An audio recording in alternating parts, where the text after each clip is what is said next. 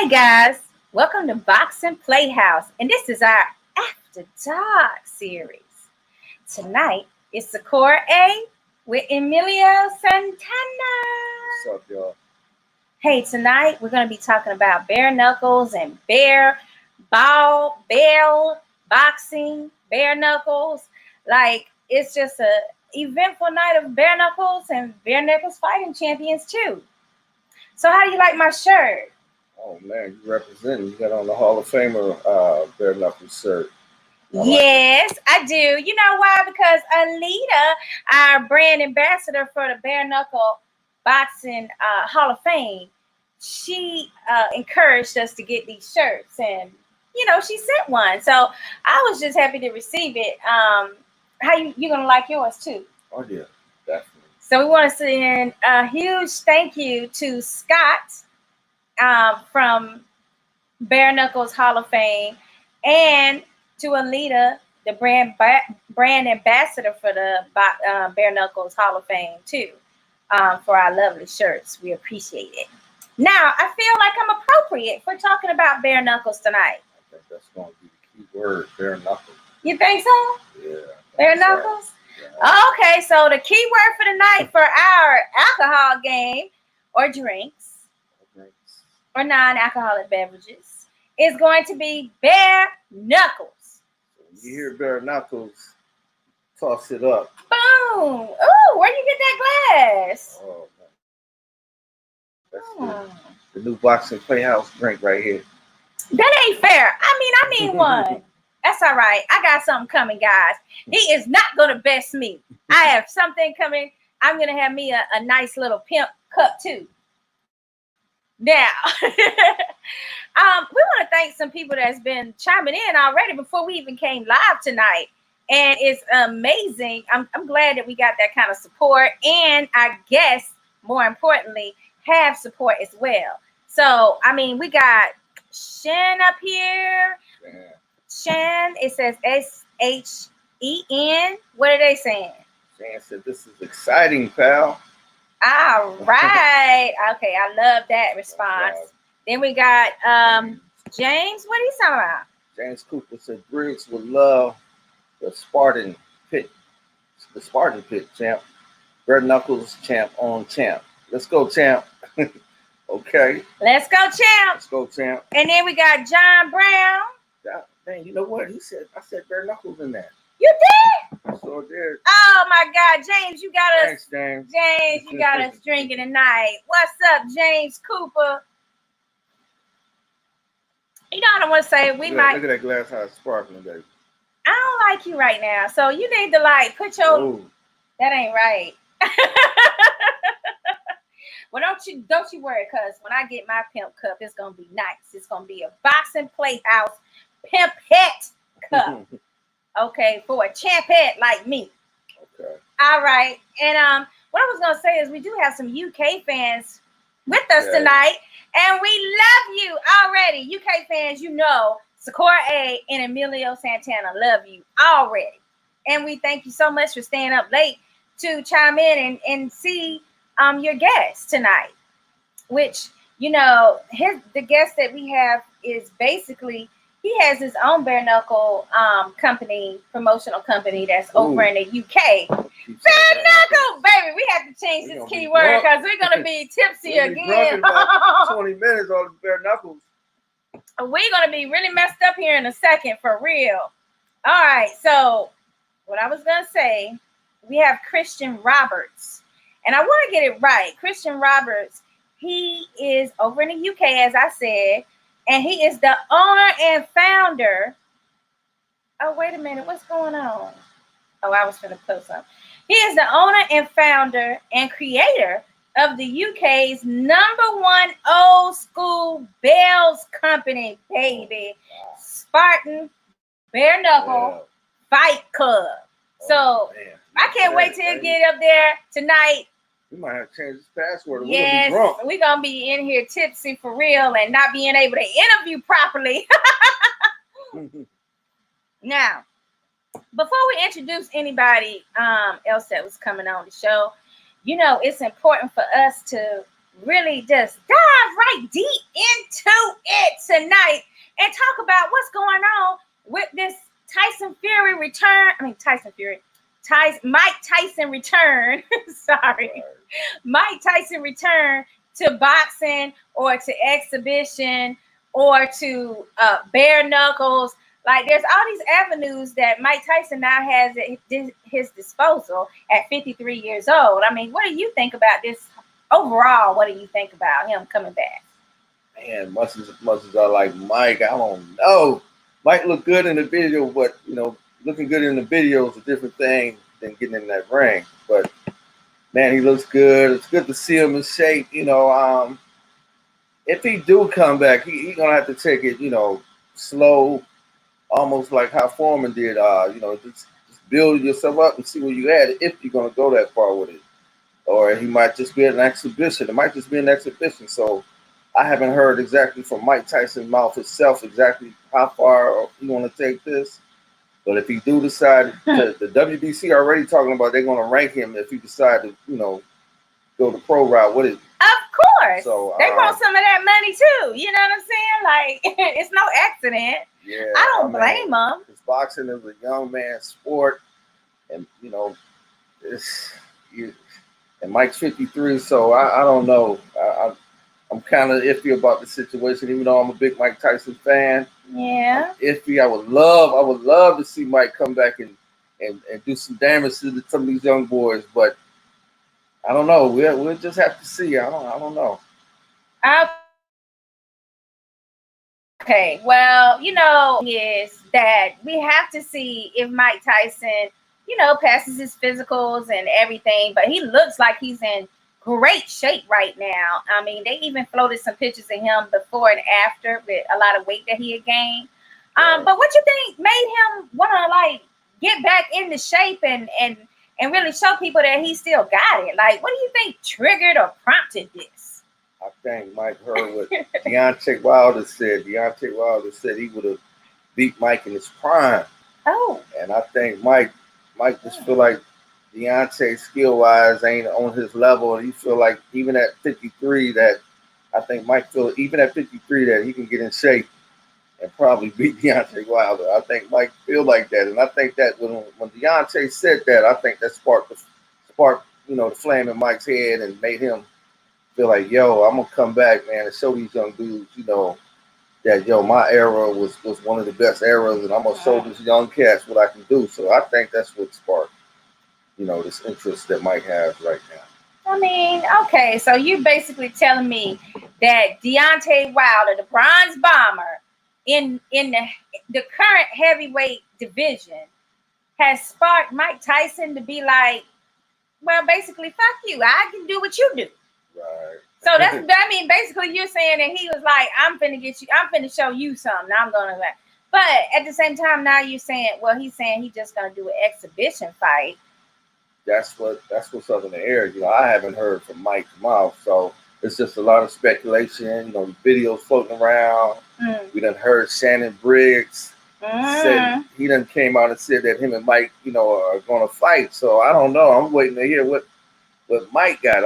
I'm hoping Shannon come on tonight and verify some issues that a lot of people want to know. So time will tell. We'll just have to see. I mean, time will tell. But if that is really what prompted him, a Wilder comment, you know what I'm saying? Like, at some point, it's gonna be addressed again. Right. He might get called out again. At 53, might be like, wait a minute, there's a lot of money if I just go ahead and call out Wilder and be like, I can beat him. He may be taller and better and faster than me, but I want this fight. So who is this we got up here? Polly, you said, where is this happening? We are in St. Petersburg, Florida, baby, in the US. So thanks for joining in, and we appreciate you watching tonight. Paulie, where you from, man? Where you representing? Is it from across the pond?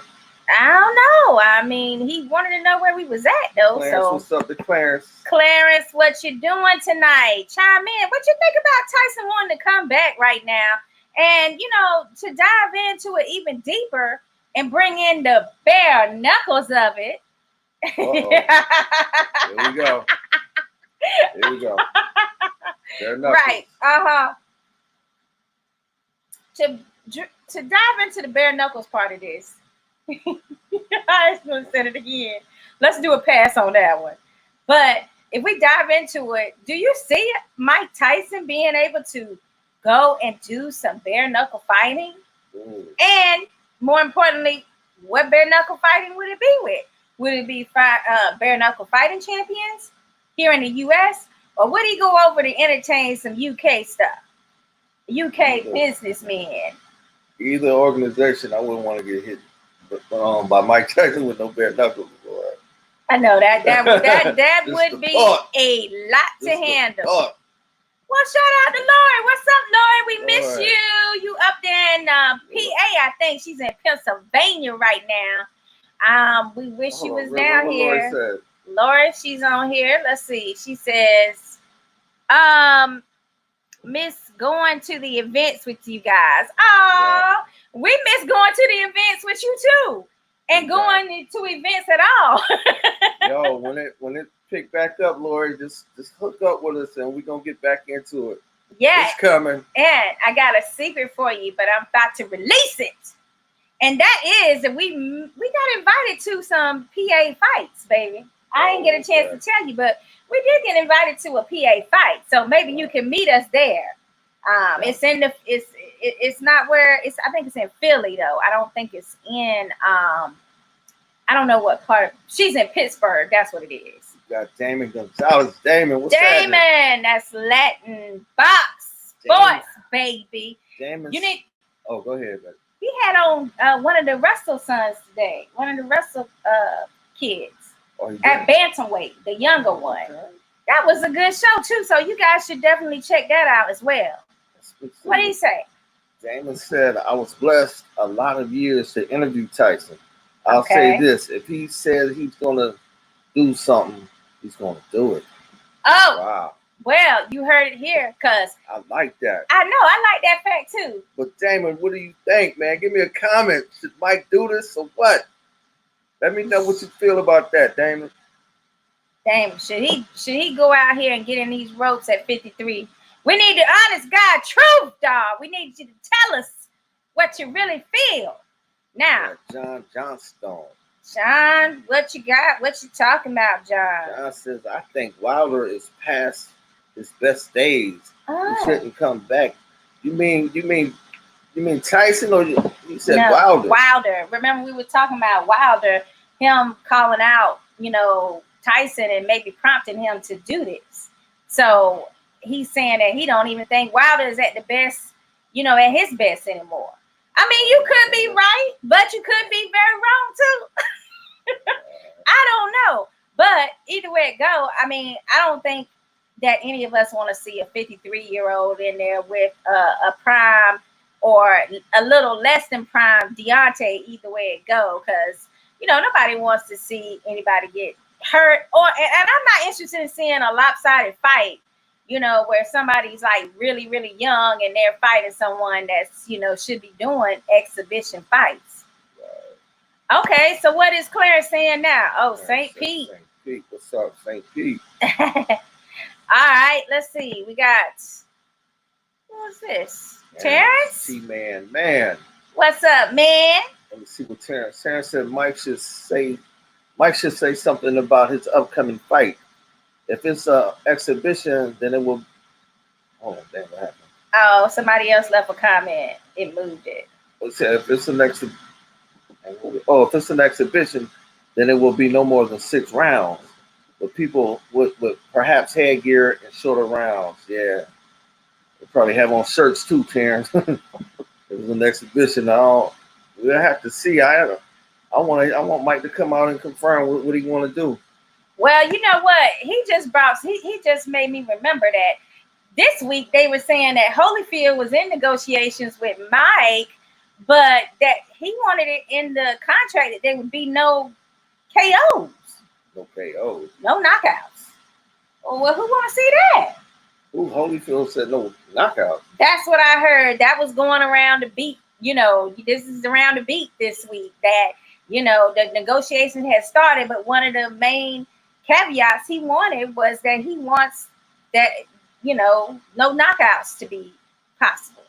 I mean, is that something like you want to see? I mean, that's like, crazy. That's what the fans want to see, but then at the same time, in the ring if you don't want no knockout. I know, but baby, they 50 something. Like, I mean, should they really be trying to knock each other out in a way? Well, if it's an exhibition, then it probably won't be no knockout. Shout out to Melissa. What's up, Melissa? What she got to say? Melissa said, hello, my beautiful people. I think you might need a change in this keyword of yours. At the rate you're going, you'll be in trouble. You right, Melissa. Melissa, you ain't never lied. I'm already feeling kind of like, whoa, I need to slow down on that key word. That word done came up a lot already. Yes. And then Lori says what? Let me know if you can come to PA. I'm in Pittsburgh, but I might meet you anyway. No, you ain't gonna might. You gonna meet us, girls. We come all the way from St. Pete and we go up to PA. I'm gonna need to see your beautiful face. Is that where Lori living now? Yeah, she's in Pittsburgh. You done left the Sunshine State to go to Pittsburgh, Lori? Her grandbaby is there. Okay. She had to get to the grandkids, right, Lori? Yeah. Yeah, you know you can. What's Clarence talking about? Clarence said nobody wants a street fight with Mike. Well, that's true, but see, it's street fight versus bare knuckles. I mean, there's some subtle differences. Oh, damn, baby. Oh, no. Oh, no. Guys, bare knuckle it up, baby.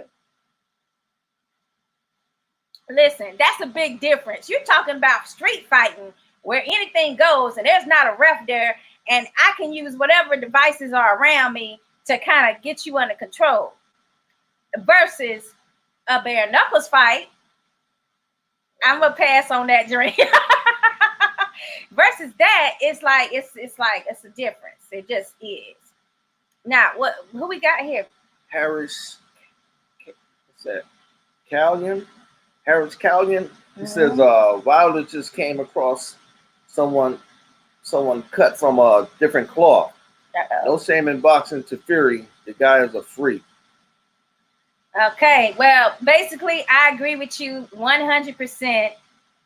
Tyson is very much different and a different breed than what most of these heavyweights are today. There are huge differences in the heavyweights of the day, which I think that we had touched on that the week that we were talking about, you know, when they were trying to basically have Wilder in the top as one of the top heavyweights ever, right, due to his knockout power. And we started discussing like, I don't know, because see, my thing has always been like heavyweights from the past eras, decades, etc. They have fought so much more frequently than our boxers today. So anytime you put like an old schooler versus a current boxer, you know, up against each other competitively, more than likely I'm gonna choose the old schooler. Because I'm like, damn, they used to be in way better shape and they used to stay way more active than the current ones do. Now, there's also other physical traits that make them different too. Because you got a heavyweight now at 6'7", 6'8", and Fury, for example, like 6'9", 6'10". Yeah, like so you got them way up there, and now Mike Tyson is down at 6'1", I think. Like 5'11". Oh, he's 5'11", but Holyfield is 6'1", I think. Yeah, but see, when Mike was fighting, guys 6'4", 6'5" was considered big. Mm-hmm. Now these guys are like way bigger. They like 6'6" on up. Most of these young heavyweights coming out. Right. A lot of them strong, physical. You got some good ones coming out of, you know, right across the pond with a lot of our guests from England. They got they got the heavyweight division on lock right now. All the belts belong over in the UK. You got AJ got part of it, and then, you know, Fury got the WBC belt. So, you know, we had 2 American champions last year, and just that quick, all the belts is over across in the UK. And they got some good up and coming, like I say, Juggernaut, you know, Daniel the Swan, he's coming up. Yes. Dubois. Dubois. So they got a lot of dudes, man, coming up. So Americans, we got to get it together. All right, so we already have lost the title right now with the Fury and Wilder 2 fight. There is no American right now that has a world championship in the heavyweight division due to that. So I'm gonna need Wilder to wake the fuck up, get himself together, and let well, you think it's true that the mentor was gonna fight be his trainer now? Who's that? Who did they say was gonna be his Foreman? trainer? Yeah, Foreman. You think that's true? There's some truth to it. Well, if he can get that matchup going and they can work on some different things and remember his fundamentals that he, pretty much ain't had to use. So, like, if they could get him back to that, maybe, hopefully, in this third fight that he has with Fury, that we can see, that belt return back to an American. But it's okay if it doesn't, because Tyson is kind of cool. He's cute, and he's got his singing he does, and he's embracing being American and staying over here part-time and everything. And he also is a great representative for UK as well. Even though they still have some discrimination issues over there with gypsies, which he's a part of that community. So that just goes to show that nothing is perfect in any part of the world. I mean, we know that. Right. So at the same time, I think Fury's a good representation to be a world champion right now. Yeah. Until we can get our belt back. All right, so what does John say? John Stone, I should say. Oh, John Stone, okay. Yeah. If he had a charity event with someone that's not too bad, how can he expect to fight one of the top 3 fighters in the world at 53? I don't see him returning. Let the new Tyson run the division, or let Fury run the division. Okay. I mean, I kind of agree with you, but at the same time, the one element that Mike Tyson has been able to bring to the sport right now is excitement. And I like the fact that people that were into the sport when Tyson was in his prime are now wanting to tune in and find out exactly what kind of shape and what Tyson can do at this age. And it's going to introduce them to the current heavyweight division as well. And basically overall, hopefully get them back active into boxing. So that is the element that I really like about Mike Tyson returning to boxing. What about you? Yeah, I like Mike Tyson. That was a good era when Mike came through, because Mike cleaned up with the era before him that was kind of considered lazy heavyweights with the Tony Tubbs and the Greg Page. So when Mike came on the scene, a young 20-year-old, he cleaned up the lazy, so-called lazy division, lazy era, and started dominating until the other guys started coming on the scene like Holyfield and Lennox Lewis. Got Scotty on that lady. Yeah, what's up, Scotty? Scotty, what's happening? He's from Combat Sports, guys. World Combat Sports. What's he talking about tonight? Scotty said Mike in good condition, so if he faces Holyfield, it will be good for entertainment. Okay? Yeah, that's exactly right. It's good for entertainment. And then Clarence, what is he talking? Should he go further, Scott? What you think? Should Mike keep going with it? Clarence says, what do y'all think about Danny Garcia versus Errol Spence? Ooh. Okay, well, we're going to get to that next, Clarence. You a little early. We still talking about Tyson and, possible matchups that he might have.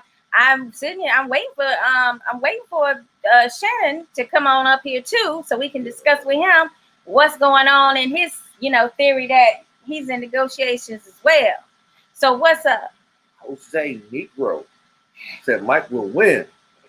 Mike Tyson, like, he is all in for Mike Tyson. Let me just guess. You a huge Mike Tyson fan. I ain't mad at you, man. Do your thing, All right. Lori says, keep me posted. Love you guys.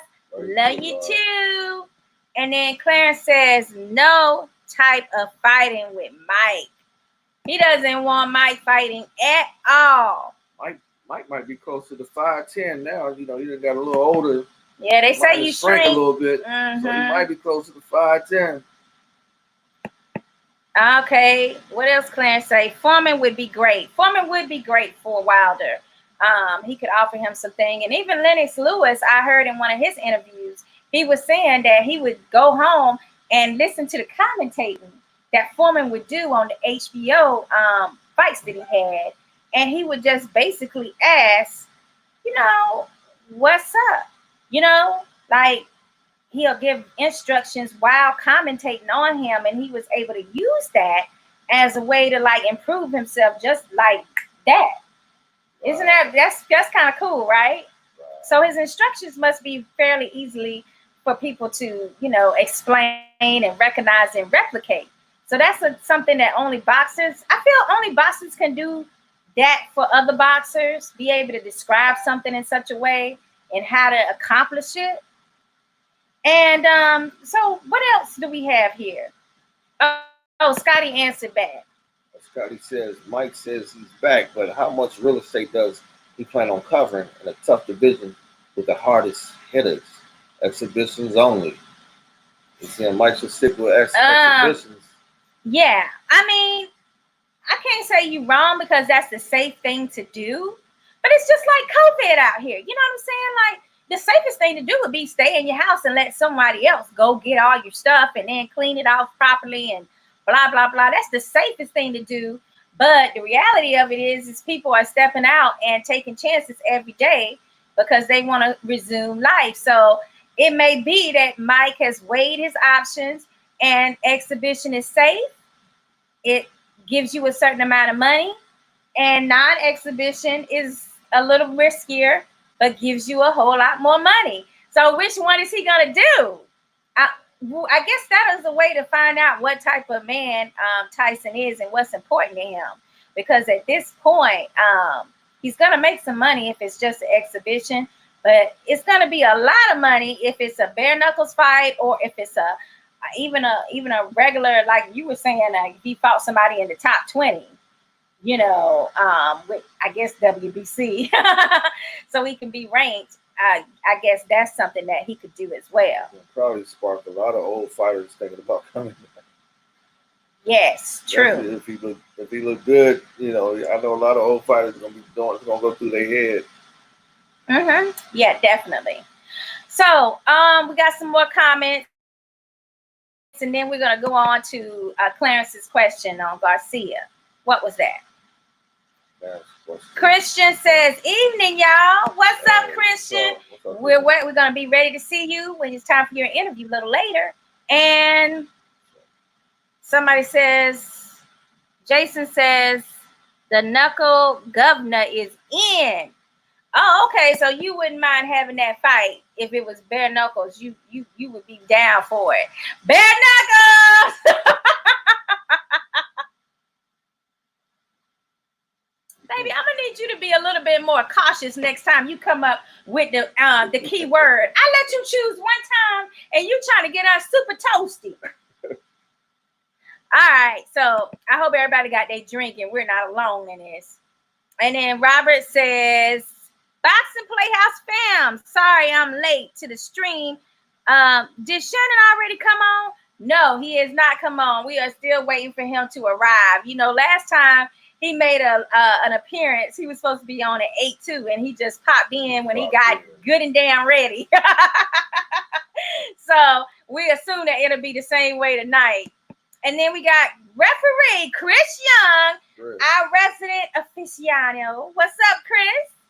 All right. What's up? Chris says, if the Tyson versus Briggs fight happens, have the fight in Florida.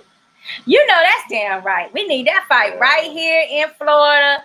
Right, David Feldman would love, he likes Florida now. We got some great support from boxing fans and bare knuckle fans. So, it's just a great situation for Florida if we can have it here, of course. And let Chris be the ref. Chris can be the ref. We nominate you, Chris.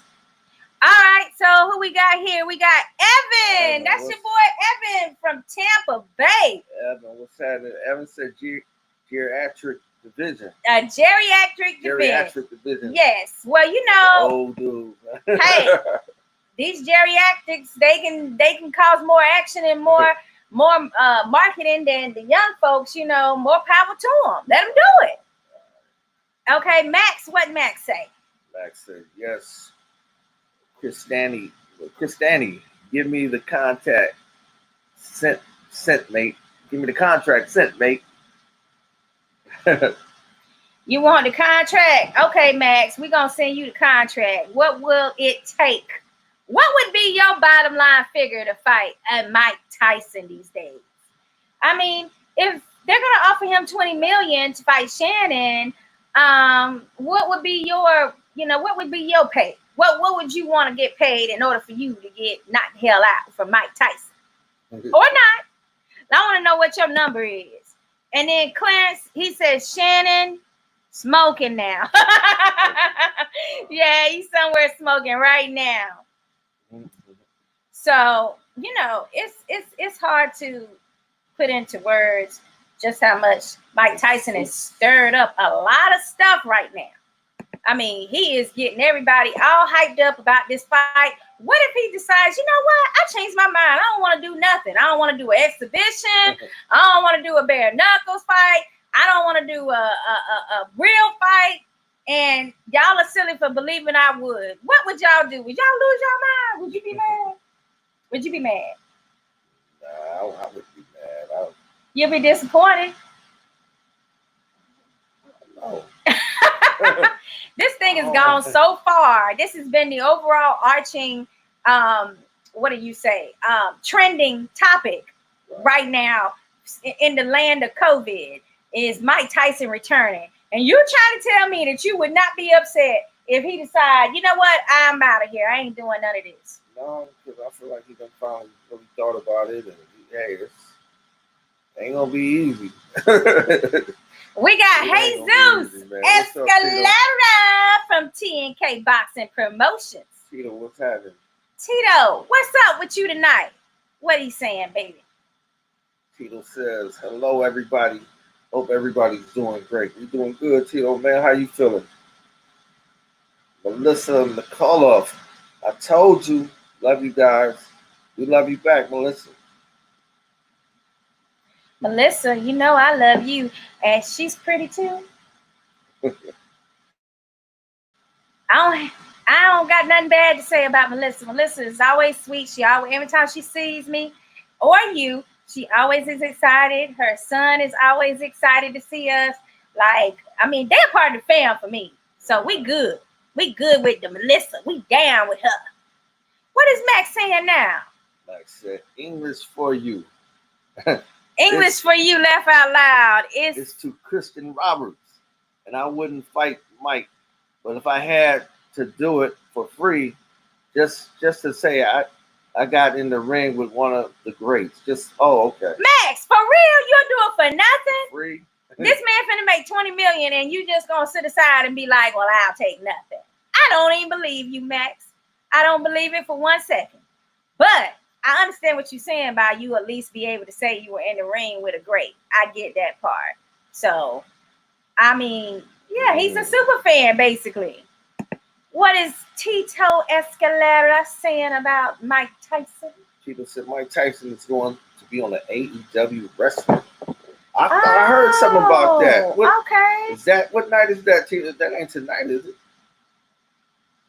What night is that, Tito? Oh, it might be tomorrow night. And then Clarence McLean, anybody fight Mike, gloves or no gloves? You dead, man. Right. Ask Mitch Green. I remember he swallowed Mitch Green eye up. Yeah, he is really you know what, going back on that one. Steve Harvey made a joke about that, and that kind of took Steve Harvey's career and launched him. He talked about talking about that Mitch Green getting hit in the eye, baby. Okay. Let's see. We got Evan. He says Tyson Holyfield would be some good entertainment. I pay to see that. Okay. Okay. Let's see. Tyson Holyfield 3. That is what is supposed to be in the works, but it's supposed to be exhibition, Evan. So we'll have to wait and see if that deal is closed. I think that'd be a good fight for Tyson to start out with anyway. Holyfield might put. Even if he goes pro afterwards, don't you think? Holyfield might say, put no biting in my ear in the contract. Right. Okay. Max Howden said, "Damn right." Oh, he said, "Damn right. You gonna go in the ring for free?" All right, I believe you. All right. So basically, we now have Robert. He's saying Tyson appears at the AEW or nothing pay-per-view, double or nothing pay-per-view this Saturday night on BR Live and Fight TV. Oh, that Fight TV is really like coming up on the scene now, ain't it? Yeah. Man, they've had some great fights recently. I mean, that Fight TV is doing it. I mean, I mean, they got bare knuckles on the map, bare knuckle fighting champs on the map. I mean, they doing other cards, boxing cards. I mean, they are really like exploding right now. So shout out to them.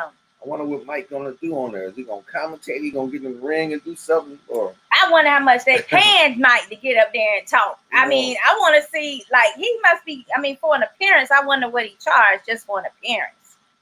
Okay, let's see what we got here. Clarence, the real deal has. Oh no. Oh, the real deal has a bad heart. Not a good idea.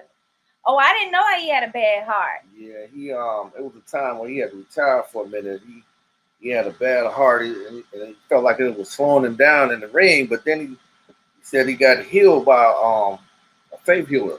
Oh, that's right. Okay, I'm remembering that now on the documentary they did on him. Yeah, so he did come back, I think, from that heart situation, and then fought, and won. Yeah. Yes, that is true. So, Clarence, you make a valid point, you know. Yeah, and that was I think that was before he even beat Mike Tyson. I think that heart situation. But he said he's healed, and he didn't have no more problems out of it. So, I mean, that could still be the case. And then Max, what you talking about, man? It's 1:30 over here, so I'm off to sleep. Up early for work. No, wait, man, you got to see a little bit of Christian. We're going to get Christian on here right now so you can see him before you leave. Ladies and gentlemen, we got UK's very own Christian. He is the owner of the Spartan Bale Fighting Bare Knuckles Company Club.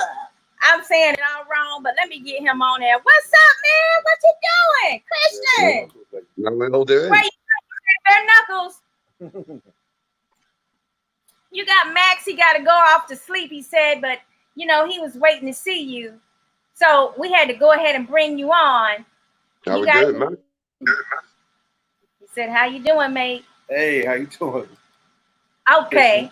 So you got to tell us a little bit about your company and what you're doing to, you know, basically get some of these U.S. fans on board, because we already like bare knuckle fighting champs. And I just want to know, like, what the differences are from your sport and David Feldman's version of bare knuckles.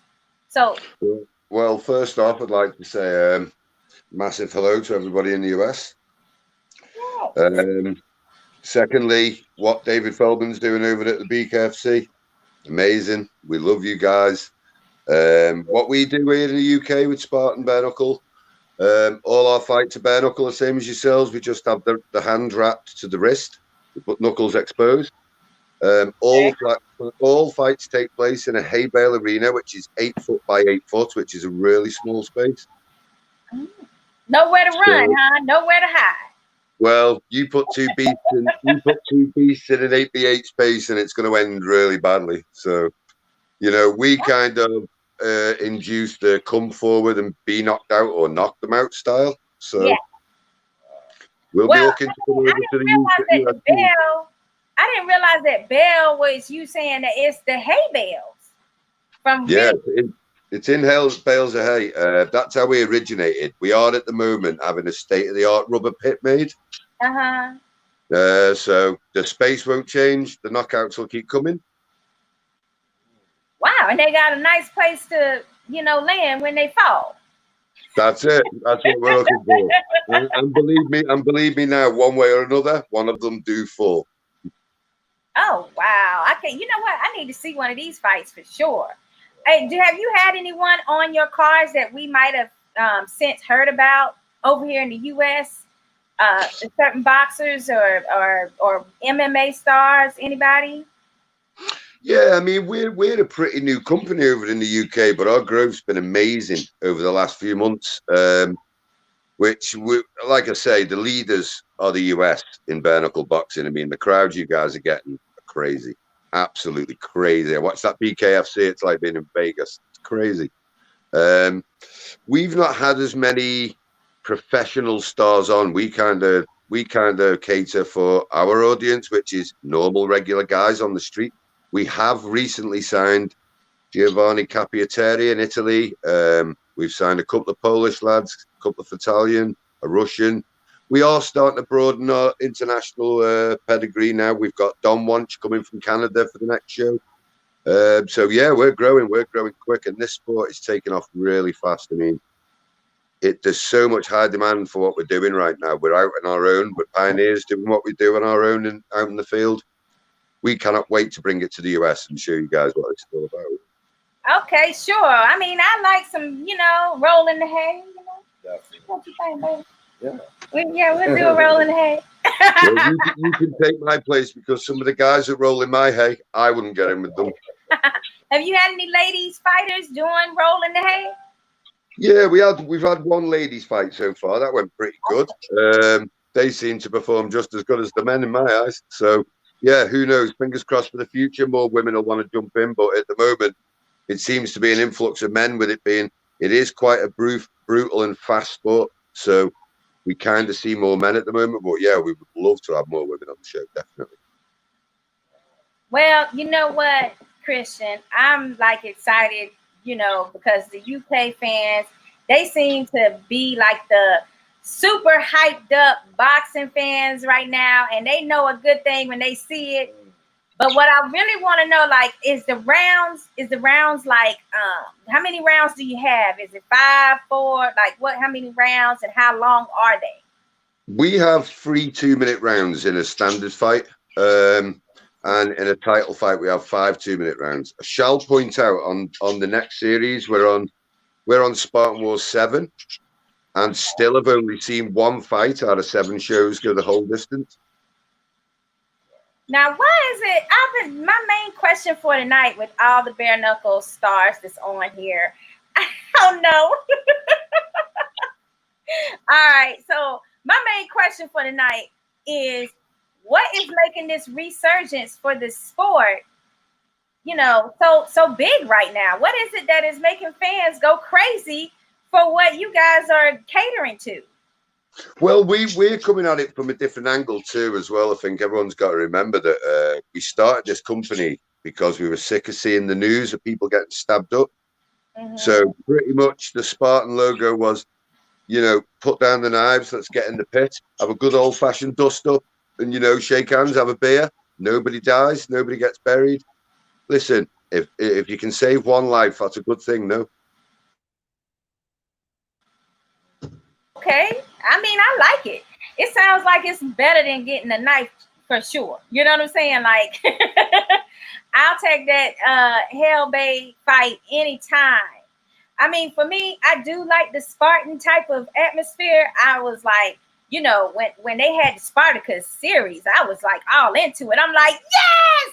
Bring on the blood and the gore. You know what I'm saying? I'm into that shit. You know what I'm saying? I love it. I'm not the average chick, I'm not like, oh my God, help him. Put a bandage on him. Stop this.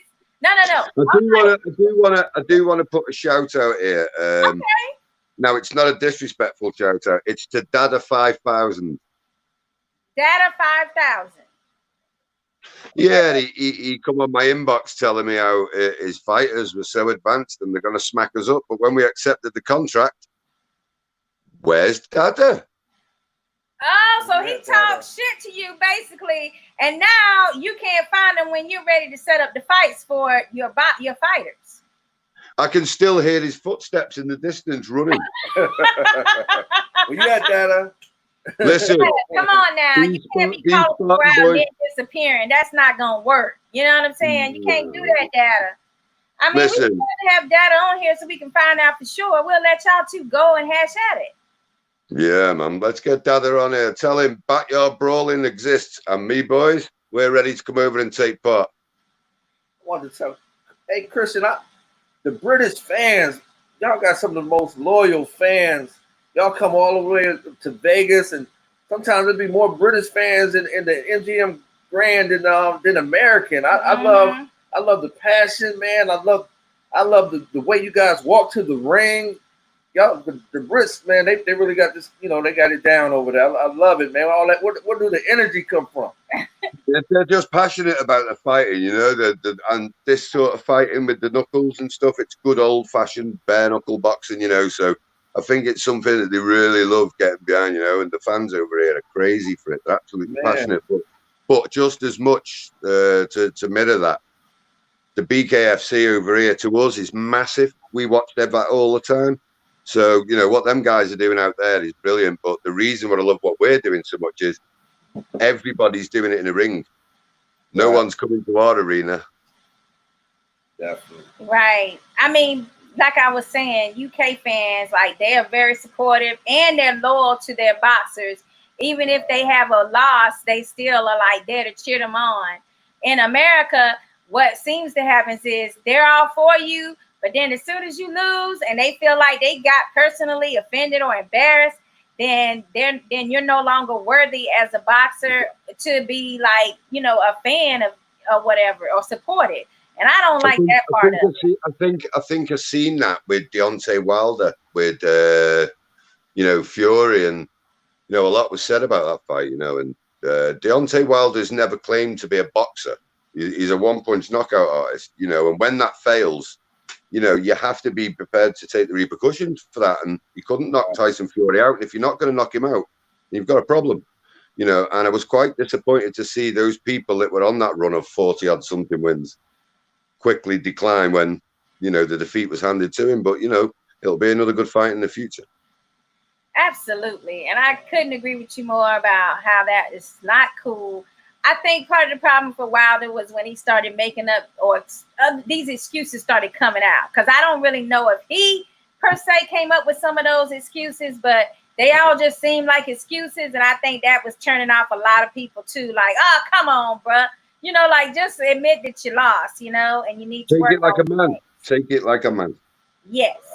Now, what do you think about Tyson coming back and fighting? Would you mind having him in your hay barrels? I wouldn't have enough body bags. That's the truth.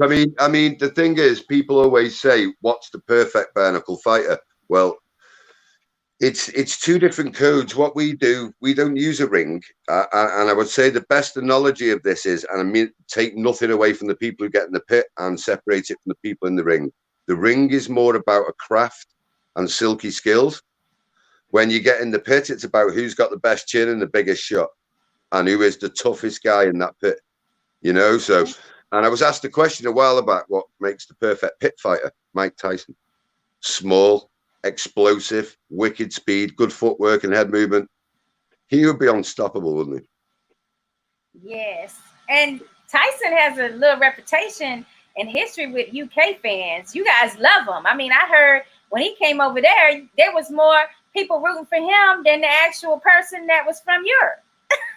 Yeah, that would be about right, because they love Mike Tyson over in the UK. That being said, to go back to your pal's comment before about the Brits coming over to Vegas and that, did anybody bring more fans than Ricky Hatton against Floyd?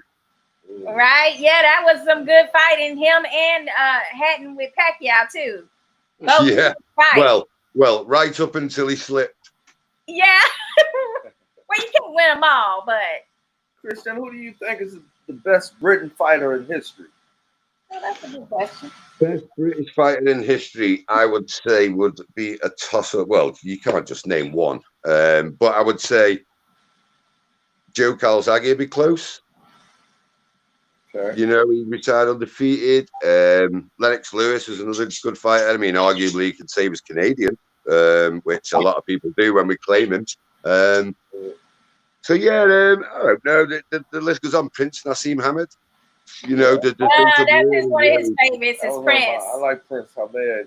Yes, that's one of his favorites. What about Nigel Benn and Chris Eubanks? How about those two? Chris Eubanks was my idol growing up.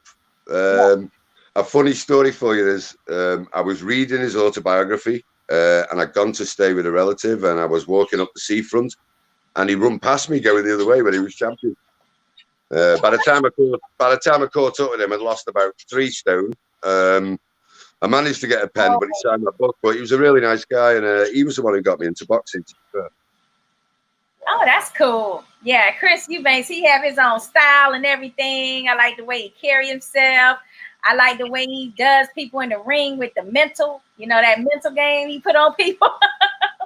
Like, who's the best, if I could ask you a question of who's the best American heavyweight today?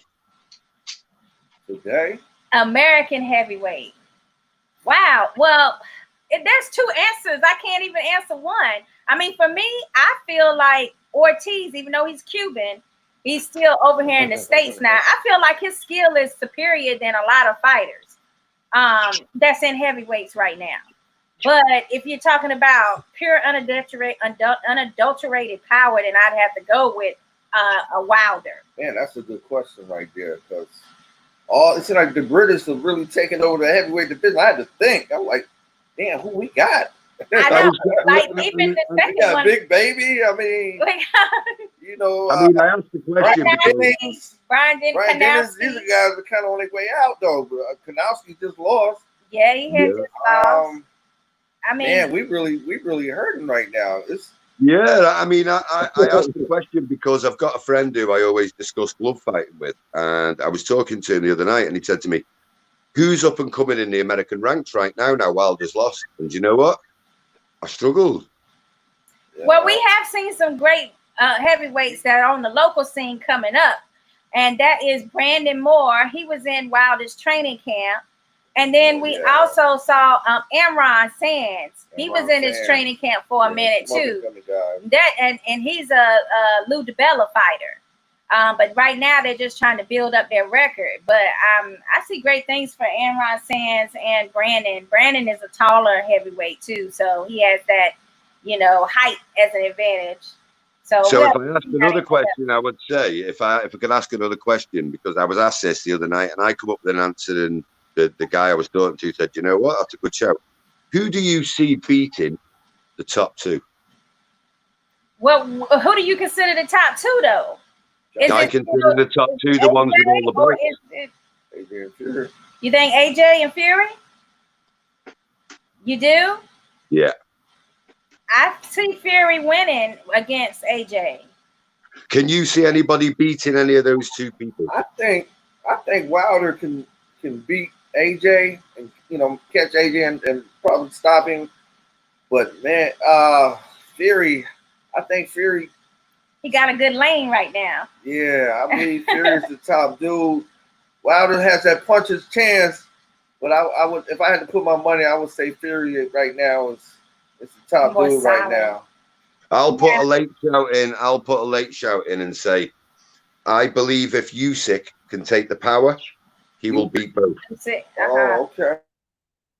And Usyk has the fight coming up with Chisora right now, right? Yes, I mean, if they reschedule that fight, that's going to be an interesting fight for me, because I want to see, like, if Usyk can get through Chisora, which is really tough, then I'll have more, confidence in him. And then you got Joyce. They got Dillian White. He's due a world championship shot for, like, I don't know, 2 years now, you say? Maybe 3? I think he's been #1 contender for 3 years. Yeah, 3 years. Okay. I knew it was a long, long time that he had not received that opportunity as #1 contender. It's hard to say. He knows how to win. I say that. And I think Usyk will systematically take away Del Boy over 12 rounds. He'll box him and beat him to a submission. Chisora, you saying? Yeah, I think Chisora will be beaten by Usyk. What about if it was Usyk versus Dillian White? Still say Usyk for skill. Okay. That's He's an the thing, absolute is the world-class skills is the operator. skill. Yeah, it's hard to beat the skills, but that power is the only thing that seems to not care about your damn skill. I get that, but I think the perfect example of speed beats power, precision beats speed was what Calzaghe did to Jeff Lacey. Oh man. Okay, that is a good example. All right.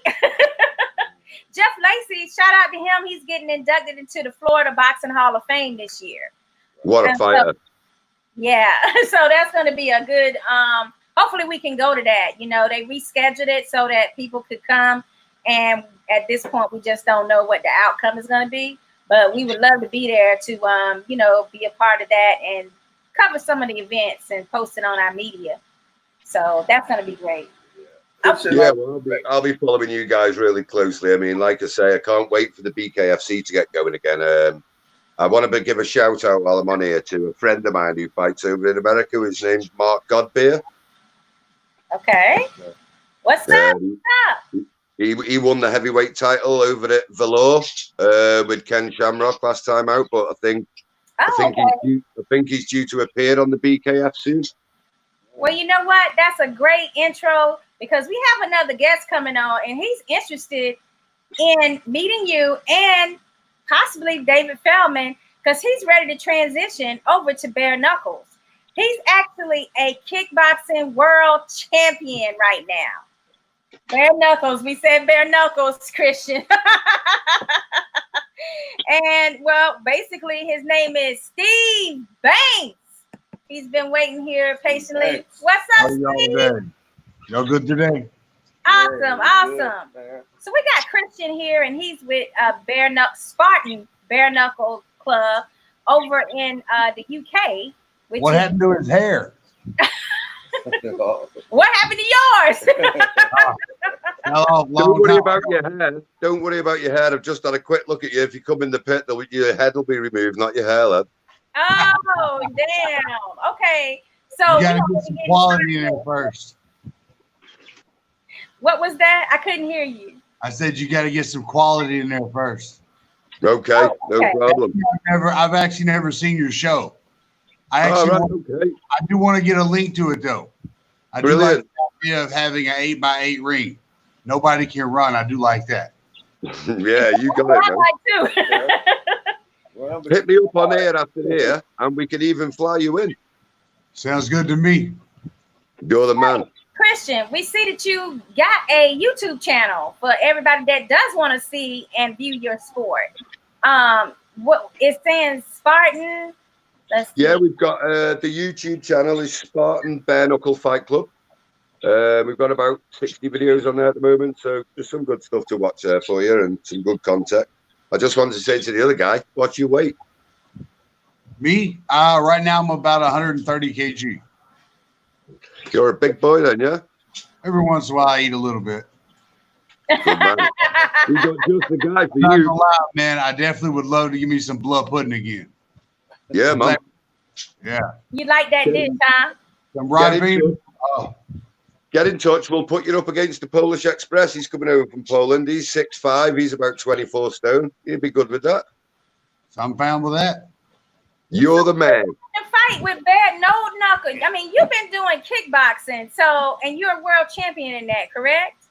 I'm a WBC Muay Thai world champion. Oh, Muay Thai. Okay. Well done. Baby, he got that green belt. He said the WBC. Ain't nothing better than green and gold, baby. It damn sure ain't. That belt right there it's everything. I love that belt. Like, I just love the way it looks. Yeah, them flags all wrapped around it. I like that WBC belt, man. Now, tell us a little bit about how your career started. So my career started, I actually started off in MMA. But when I started actually MMA, I started out in Cincinnati, Ohio, and I got bottled in a club, and I didn't know what to do when I hit the ground. Okay.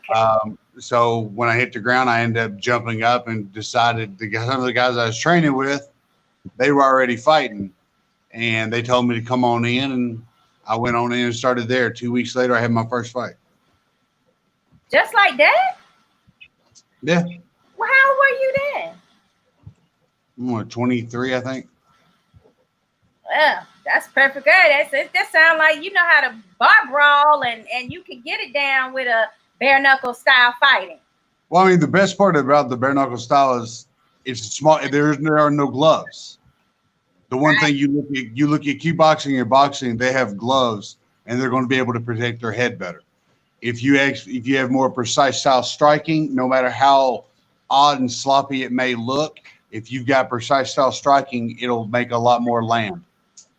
That's right. So basically, for our fans that don't understand that, he's saying like you can target a soft tissue area. You have to be more precise in bare knuckles than you would if you're in like boxing, because there's nothing to prevent your hands from breaking up if you want to hit somebody's skull and you're bare knuckles. So you want to hit softer spots. The one thing I do like about bare knuckle is the simple fact that you can have cardio, you can have power, but as soon as you start throwing in the middle of bare knuckle boxing, all it does is take one shot. It does not take a lot to do a lot of damage to someone's face. I do agree with you, Christian, on the Joe Kazagi being the best out of the UK. Cheers, Paul. So, I like the fact that he has much cardio. Finally, baby, they being nice to each other. We finally got somewhere. But always nice until you're in the hay. Exactly. Do you have when they say fight, it's time to go. Kristen, do you have a fight background as well? I do, yeah. But to do what these guys are doing in the modern day era, you've got to be some sort of crazy man. Well, yeah. Crazy, huh? you know, I'm just looking at the guy who's challenged to come on the show, and I'm looking at him now. What a size of a guy he is. You know what I'd do if I come home and he was in bed with my wife? I'd tuck him in. Wow. Okay. Now, you wanted to fight Shannon Briggs. You thought you could fight Shannon Briggs, didn't you? Which one, me or him? You. Yeah, you. Yeah. You. I definitely believe I can beat him. I believe I can knock him out, too. Okay. So, Steve got a said freak he'll knock him out. Okay. I want to go on record. I want to go on record and say as well, our heavyweight champion, Michael the Ghost Marshall. Uh-huh. Sharon can come over and get some work there too if he wants. No overtime though. You don't think Let's Go Champ is gonna work, huh? Let's go, champ. Yeah, Shannon, he done stood me up for the night. He gonna get cursed out American style. And he can know better. So anyway, I was gonna say, so basically, Steve, if you could fight him, where would you want to do it? You want to do it strictly boxing or bare knuckles, or how would you want this fight to happen? Because I mean, okay, he's a boxing champion. Correct. I'm a Muay Thai kickboxing champion. We can do it in bare knuckle. We can do it in boxing. We can do it in kickboxing. We can do it in Muay Thai. We can do it in wrestling. I'm a fighter. I like to fight. Ooh. You like it? Gotta like it. If you're gonna put, I think he might. What about a Mike Tyson or somebody? If they wanted to... No, my question is, would you fight Mike Tyson though? Yes, I would. Would you fight I've Mike Tyson? got to say at this point, you're asking a sort of born and bred fighter if he would like to fight the best in his field. They're never gonna refuse. Absolutely not. Well, I'm trying to see if he think that it would be easier to win a fight against Shannon or Tyson. Oh, Shannon Briggs, easy.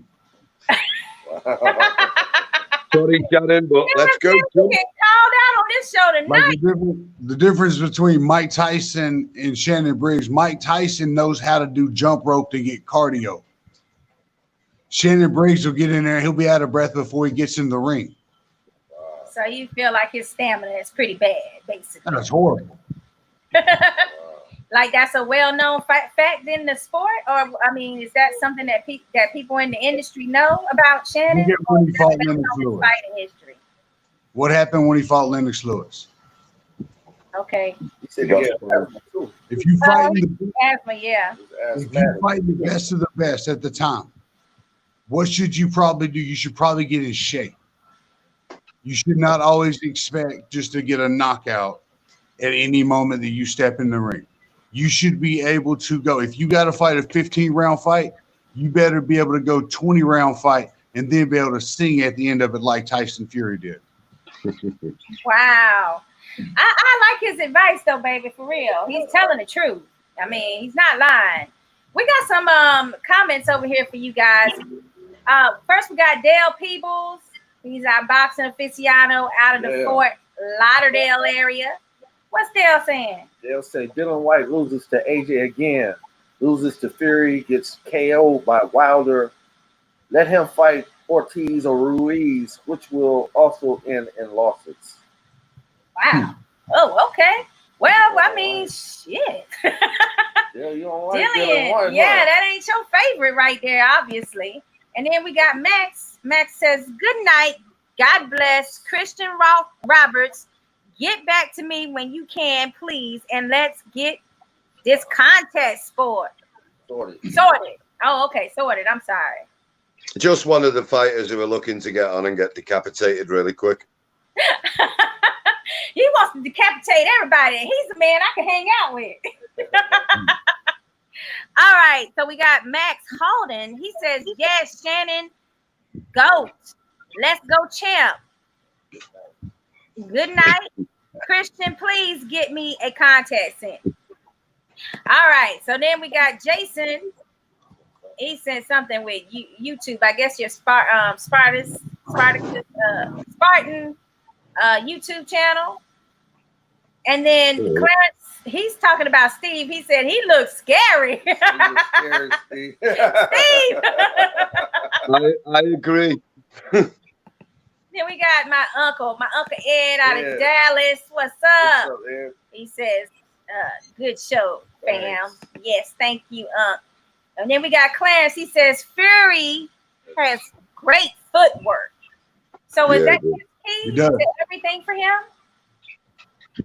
It's Fury's got blistered. I think where people get confused here with Fury is he said he slapped punches and he did. Well, listen, Deontay Wilder looked pretty bad at the end of that last second fight. You know, I know he didn't throw a lot back and definitely wasn't the Deontay Wilder that I was used to watching. There was definitely something amiss. But listen, these punches were landing heavy. Yeah, I mean, this guy's 6'5", 6'6", 6'7". He's got footwork of a middleweight, and he's got the hand speed of a middleweight. You know, and he was close to 300 pounds that night. Yeah. I mean, he's going to take some stock. Say what, Steve? Tyson's almost 6'10", right? I thought he was 6'7". No, that was Deontay Wilder. Oh, Deontay Wilder's like 6'7". He's like a little taller. Dang. Yeah, maybe, yeah. Yeah, if I'm not mistaken, I believe Tyson because when Tyson Fury started doing his weight cut, when he did his road back to the title shot, he was almost 400 pounds. But being even at 6'10", 6'9", 6'10", that's still a great accomplishment. Just dropping the weight and being able to still move it the way he does. Hey, yeah, he lost the equivalent of 2 Backstreet Boys. Say again. I was saying he lost the equivalent of 2 Backstreet Boys. Oh. I'm here. 2 people are talking at once. I was saying, who's your favorite fighter, boxer? My favorite fighter is a boxer. I like Joe Kasagi, but my absolute favorite is Roy Jones Jr.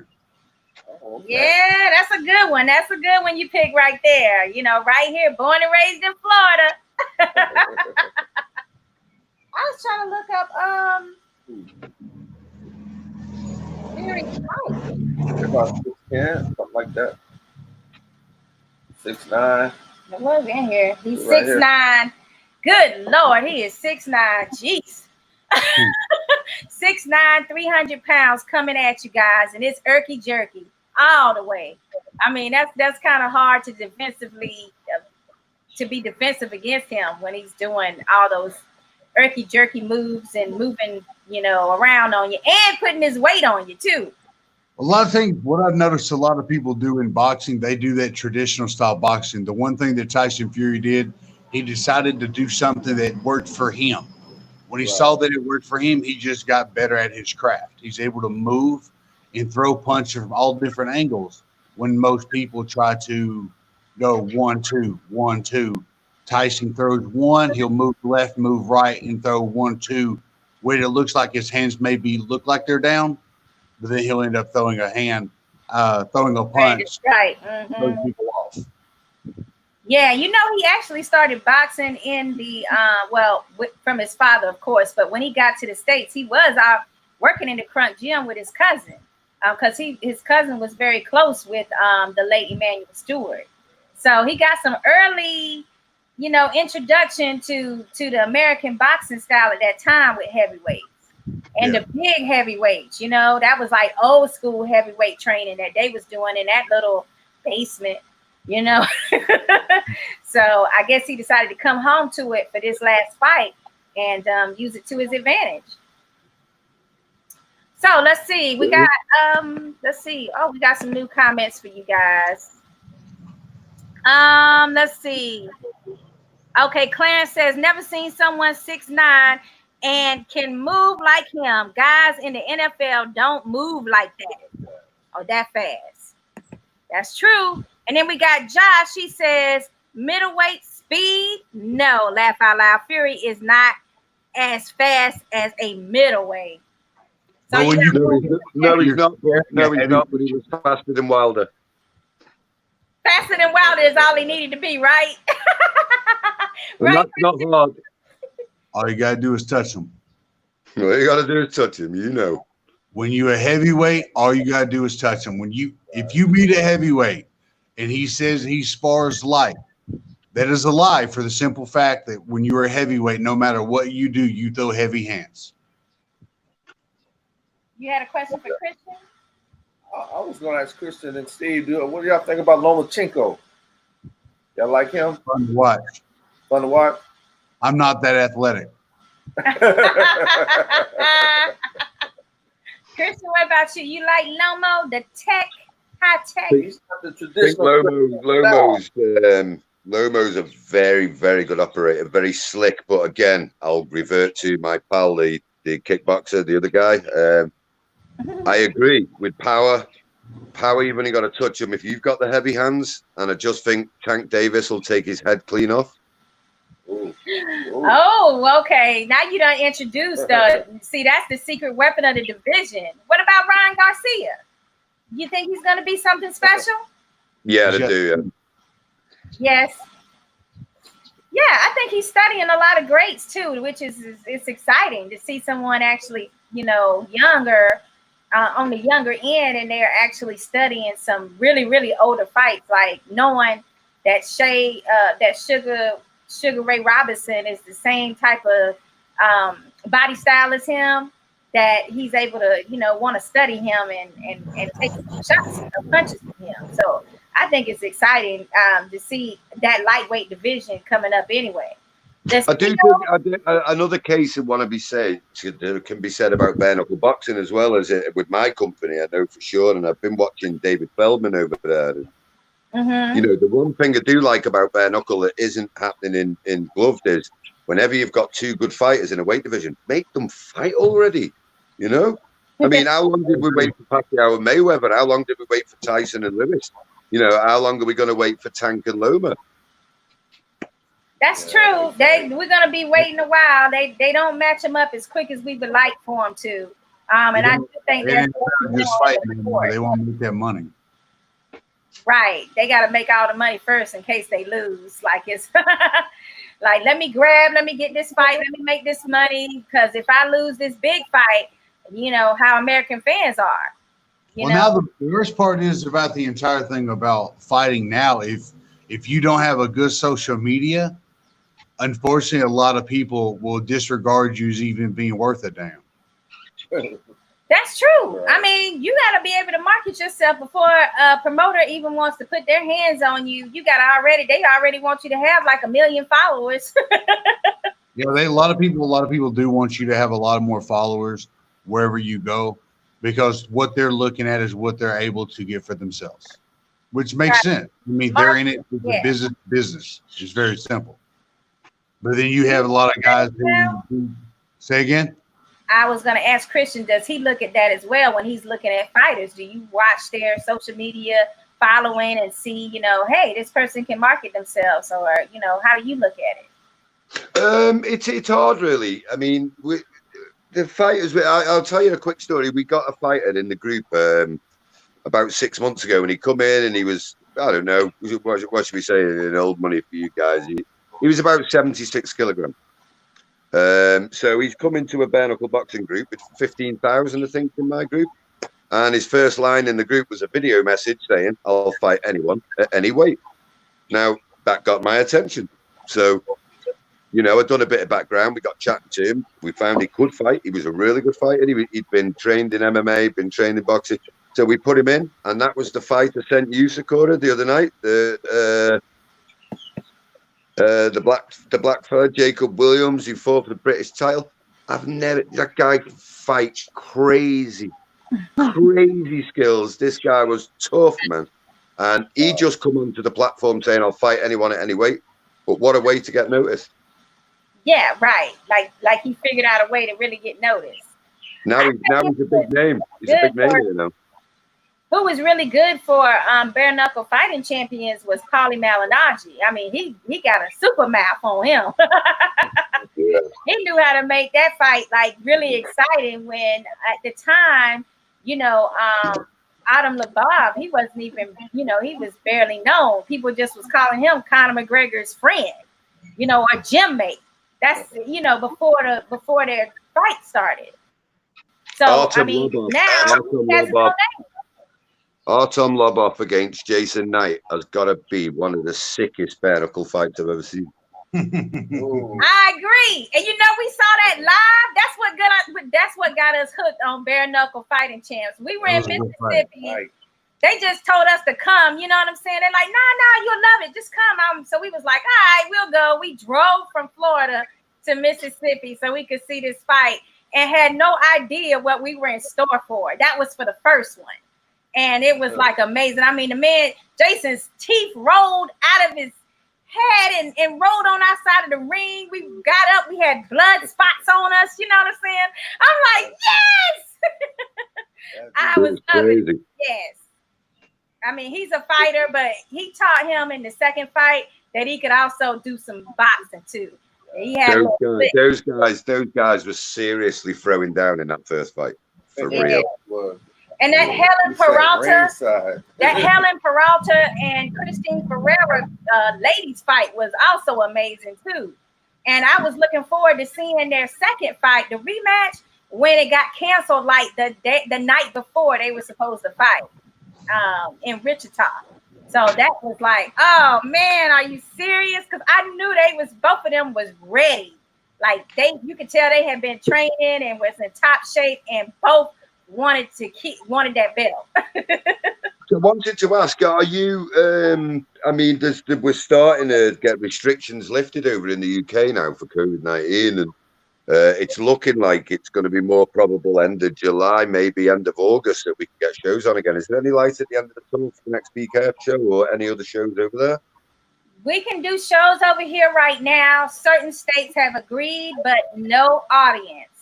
So when you're a local promoter, the bigger companies, they can do it. But when you're a local guy and you're depending on those ticket sales, you know, it's going to have an impact. So we don't know how that's going to shake out. I think Christy Martin is going to be the first one in our state to do something in the month of July.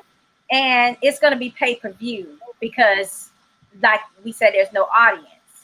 So we don't know exactly how long it will be that there's no audience allowed. And when there is audience allowed, I doubt that it goes to, hey, you can fill this place up. You know what I'm saying? I bet you it's going to be like 50% capacity or something like that.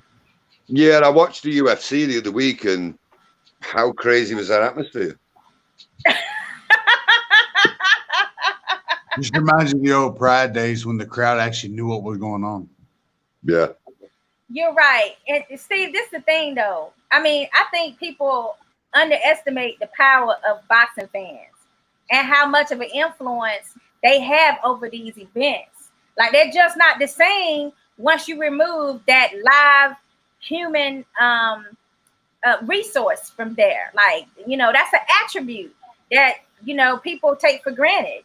And now we're starting to see like how much of an effect that really has on these events.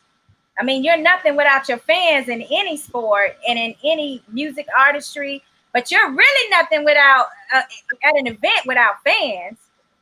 Well, we've discussed holding a show just for the fans pay-per-view so we can observe the social distancing. But I know a couple of the guys have inboxed me and said, can we not have a cheering crowd playing on a loop? Yeah, I would prefer that there's no crowd, like there's no fake crowd. I like if there's no crowd, there's no crowd. Let's just not do that. You know what I'm saying? Let's play some music or whatever, but please. I don't. Now I'm saying that about the fans can't be replaced. But check it out, Christian. I don't know a fan that I've been talking to in none of my boxing groups that is saying that they don't still want to see something. Like they're still craving, and they're saying that they would pay money to see some real fighting right now because they are like, you know, we're all addicts of combat sports, so we're willing to pay to see something. Well, we're ready to go with a 20-fight card, including 8 title fights. So you know, we're really busting at the seams to get this going. You know. Wow, that's deep. That's a damn. You said 20?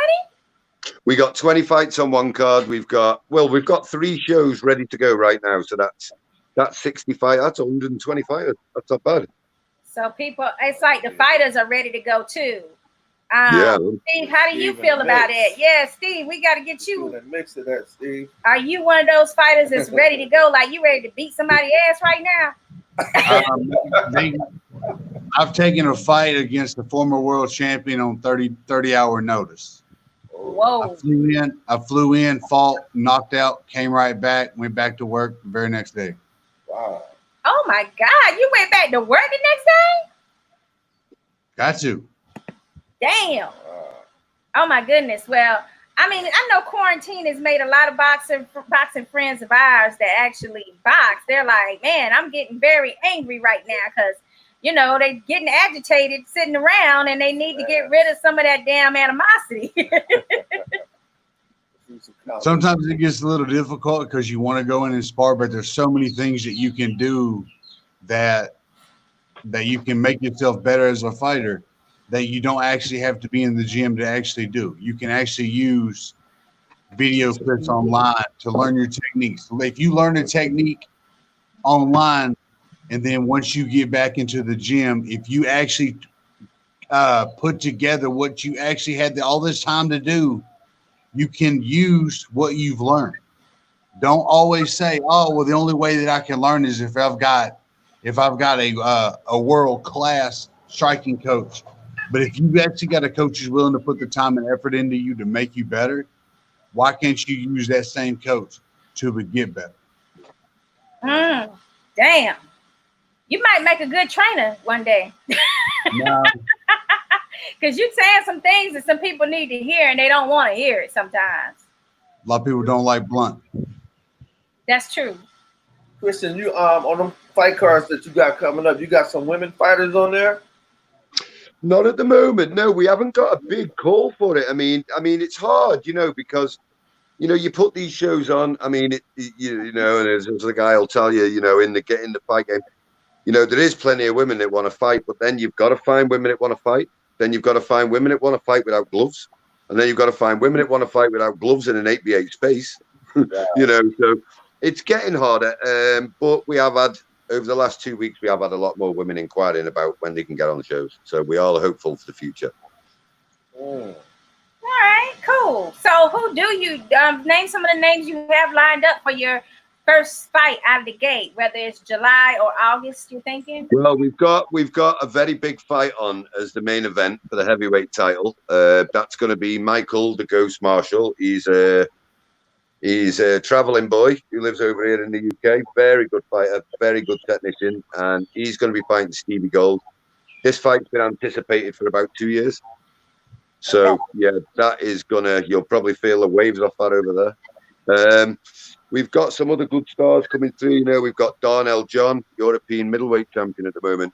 Absolute beast. Can't wait to bring him to America and fight. I do believe he could do pit or ring as well. So it'd be interesting to try and get him a shout on BKFC in the future. Yeah, we've got some really big stars coming through at the minute. Jack Kirkbright, young lads. We've got the young emerging stars. In the last 2 months, I've signed 40 fighters to professional contracts. So we'll be doing at least another 40 of those before the end of the year. So yeah, the big stars we've got coming through, like I say, we've got Stevie Gold, we've got a guy called Andy Ross.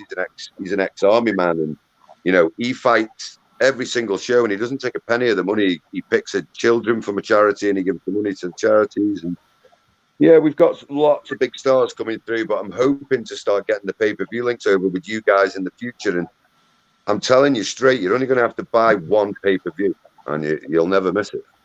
Wow. Oh, we want to be there in person, man. But this one right here, he's scared of the long flights. Wow. he ain't with the flight. I mean, I'm all in. I'm like, yeah, get me there. So we'll have to see. The other guy, you just want to get in the pit, don't you? Nah, I'm gonna stay on the outside now, but I will toss them. I'll make somebody hype that want to get in there. This WBC guy is itching to get in. I can see it. Yeah, WBC. Yeah, Steve is on it. And we got Vid Lee. He says Steve Banks ready to fight BKFC. Oh, Vid Lee is ready to get you in that ring, man. That what do they call it? The squared octagon. Circle or squared something. circle. Yeah. All right, we got Jamie. He says Tony Meehan is a fighter to watch for excitement and proper bare knuckle fight. Tony Meehan is our world lightweight champion. Nice. Very accomplished fighter. We like I say, I mean, we're going to start marketing ourselves over in your country a little bit more now, and we want to start spreading this pit fighting because, we really believe at the moment we've got the most exciting style out there in BKB. I mean, we absolutely praise what the ring BKB fighters do because them guys are bringing skills, silky skills, and toughness to the game. But what we're doing, this is crazy. Off the charts. And I'd like to see Tony. Maybe Tony can come on and do an interview with us soon too. Yeah, we'll arrange that for some fighters to come on and give you an interview and an insight from a fighter's point of view of what it's like getting in that small space, Exactly. And then Steve gonna call them all out. He gonna want to fight them all. He's gonna be like, line them motherfuckers up. We got Sean Mason. He's a lightweight. Sean, what's up? Team Mason all the way. He says, hey, fam. And then we got Clarence. He says, fight in a parking lot. I'll pay for it right now. See what I'm talking about? They ready. And then we got Danielle. She says, Spartan is on his way up, baby. Okay.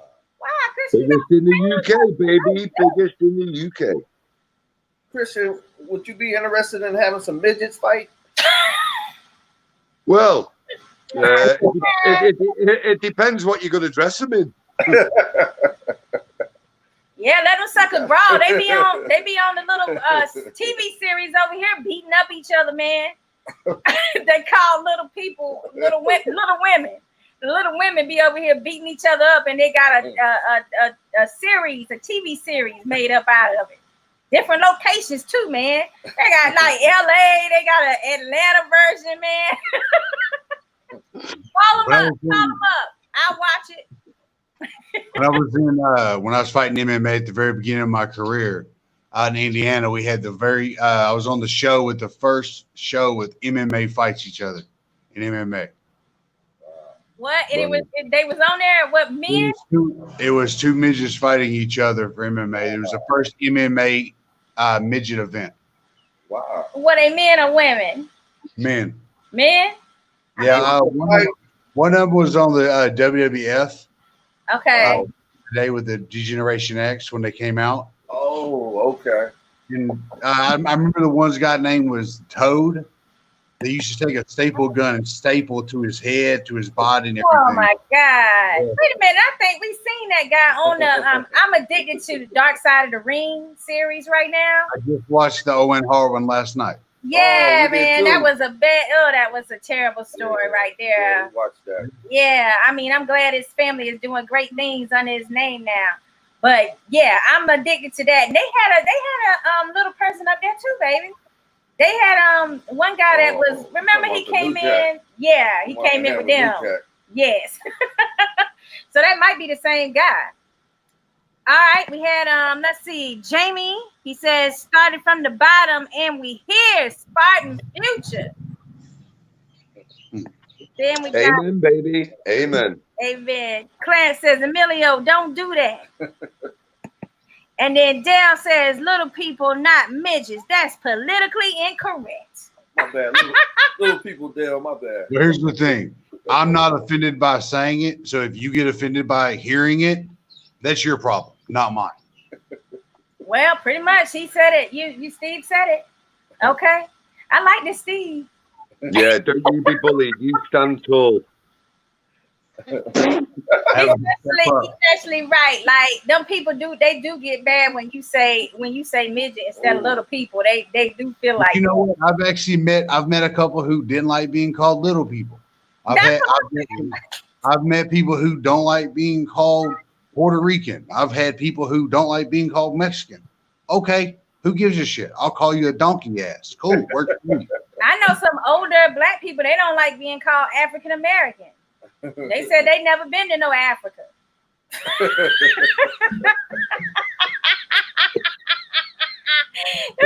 I understand what you're saying. True stories. Okay. Well, I just want to say, and I want to say that this isn't a dig at anybody else in the world, but I've never been to Wuhan. Okay, thank you. You never been to Wuhan? Sure. Have you been? I don't think I have, but I've been all over China. I was in China in January. Wow. And they let you back in with no problems, huh? I've had no problems. See, in my opinion, I don't think the COVID is as bad. Oh. But don't get me wrong. Yeah, I understand the idea of what it can be, what it potentially can be. I caught a virus last fall that I thought was taking my life. I ended up catching chikungunya. It's a dengue fever version. It's a mutated version of dengue fever. Wow. And I'll tell you what, I thought the shit was taking my life. Damn. Well, we both got sick in January, and I thought I knew I was finna die. So I felt like we had it right then. Like I feel like we already had it back in January. Yeah, I believe it. I believe it was in the UK last November. Yeah, right, exactly. Like if people were starting to get sick more, worse than the flu ever had been, and they were saying it was the flu. So I've got to say though, I want to go on record and say Donald Trump kicks ass. I've got to Man, that man is so embarrassing to me. I swear, I just can't, man. I can't. Every day it's a different lie. He just lie for the fun of it sometimes. Like, watch them believe this. I know he goes back in his office and he's like, watch them believe that I actually took this drug. Watch. For me, it's just another example of if you have money, anything's possible. Yeah, you're right. Privilege and money will do it for you. Right, exactly. I mean, I understand what you're saying too, Steve, about it not being as serious. It depends on what nationality you are and what illnesses you might have as to how serious it is for you.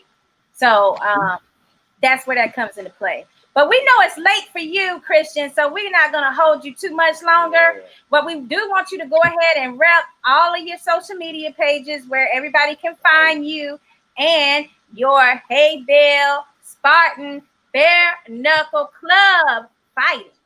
Yeah, man. Well, we'll be in touch with you for the next date. I will make sure you've got the pay-per-view link over there. If you guys want to join in, we'll do a special price just for you, half price. We'll make sure all you boys are on there and you're seeing. The group is called Spartan Bare Knuckle Fight BK Fight Club on Facebook, and the YouTube channel's the same. Quick shout out to my sponsors, Fight Fuel UK,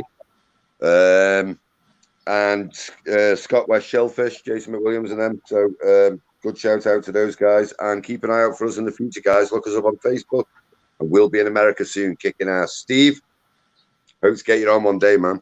Take care, love. Be safe. Thanks so much, Christian, for joining us tonight. We appreciate you. Thanks for having us, guys. Be safe. All right, thank you. All right, so we still got to finish up with Steve over here, because Steve, man, you talking bad shit over here. You done called out Mike. You done called out Shannon Briggs. You done told. He just want to whoop you somebody's said ass. bare knuckle fight champs need to be on the lookout. I like that. All right, I got you the prime example to tell you about Shannon Briggs' boxing career. All right, let's do For it. 10 years, they were talking about boxing's dying, boxing's dying. Who was the American champion? It was Shannon Briggs.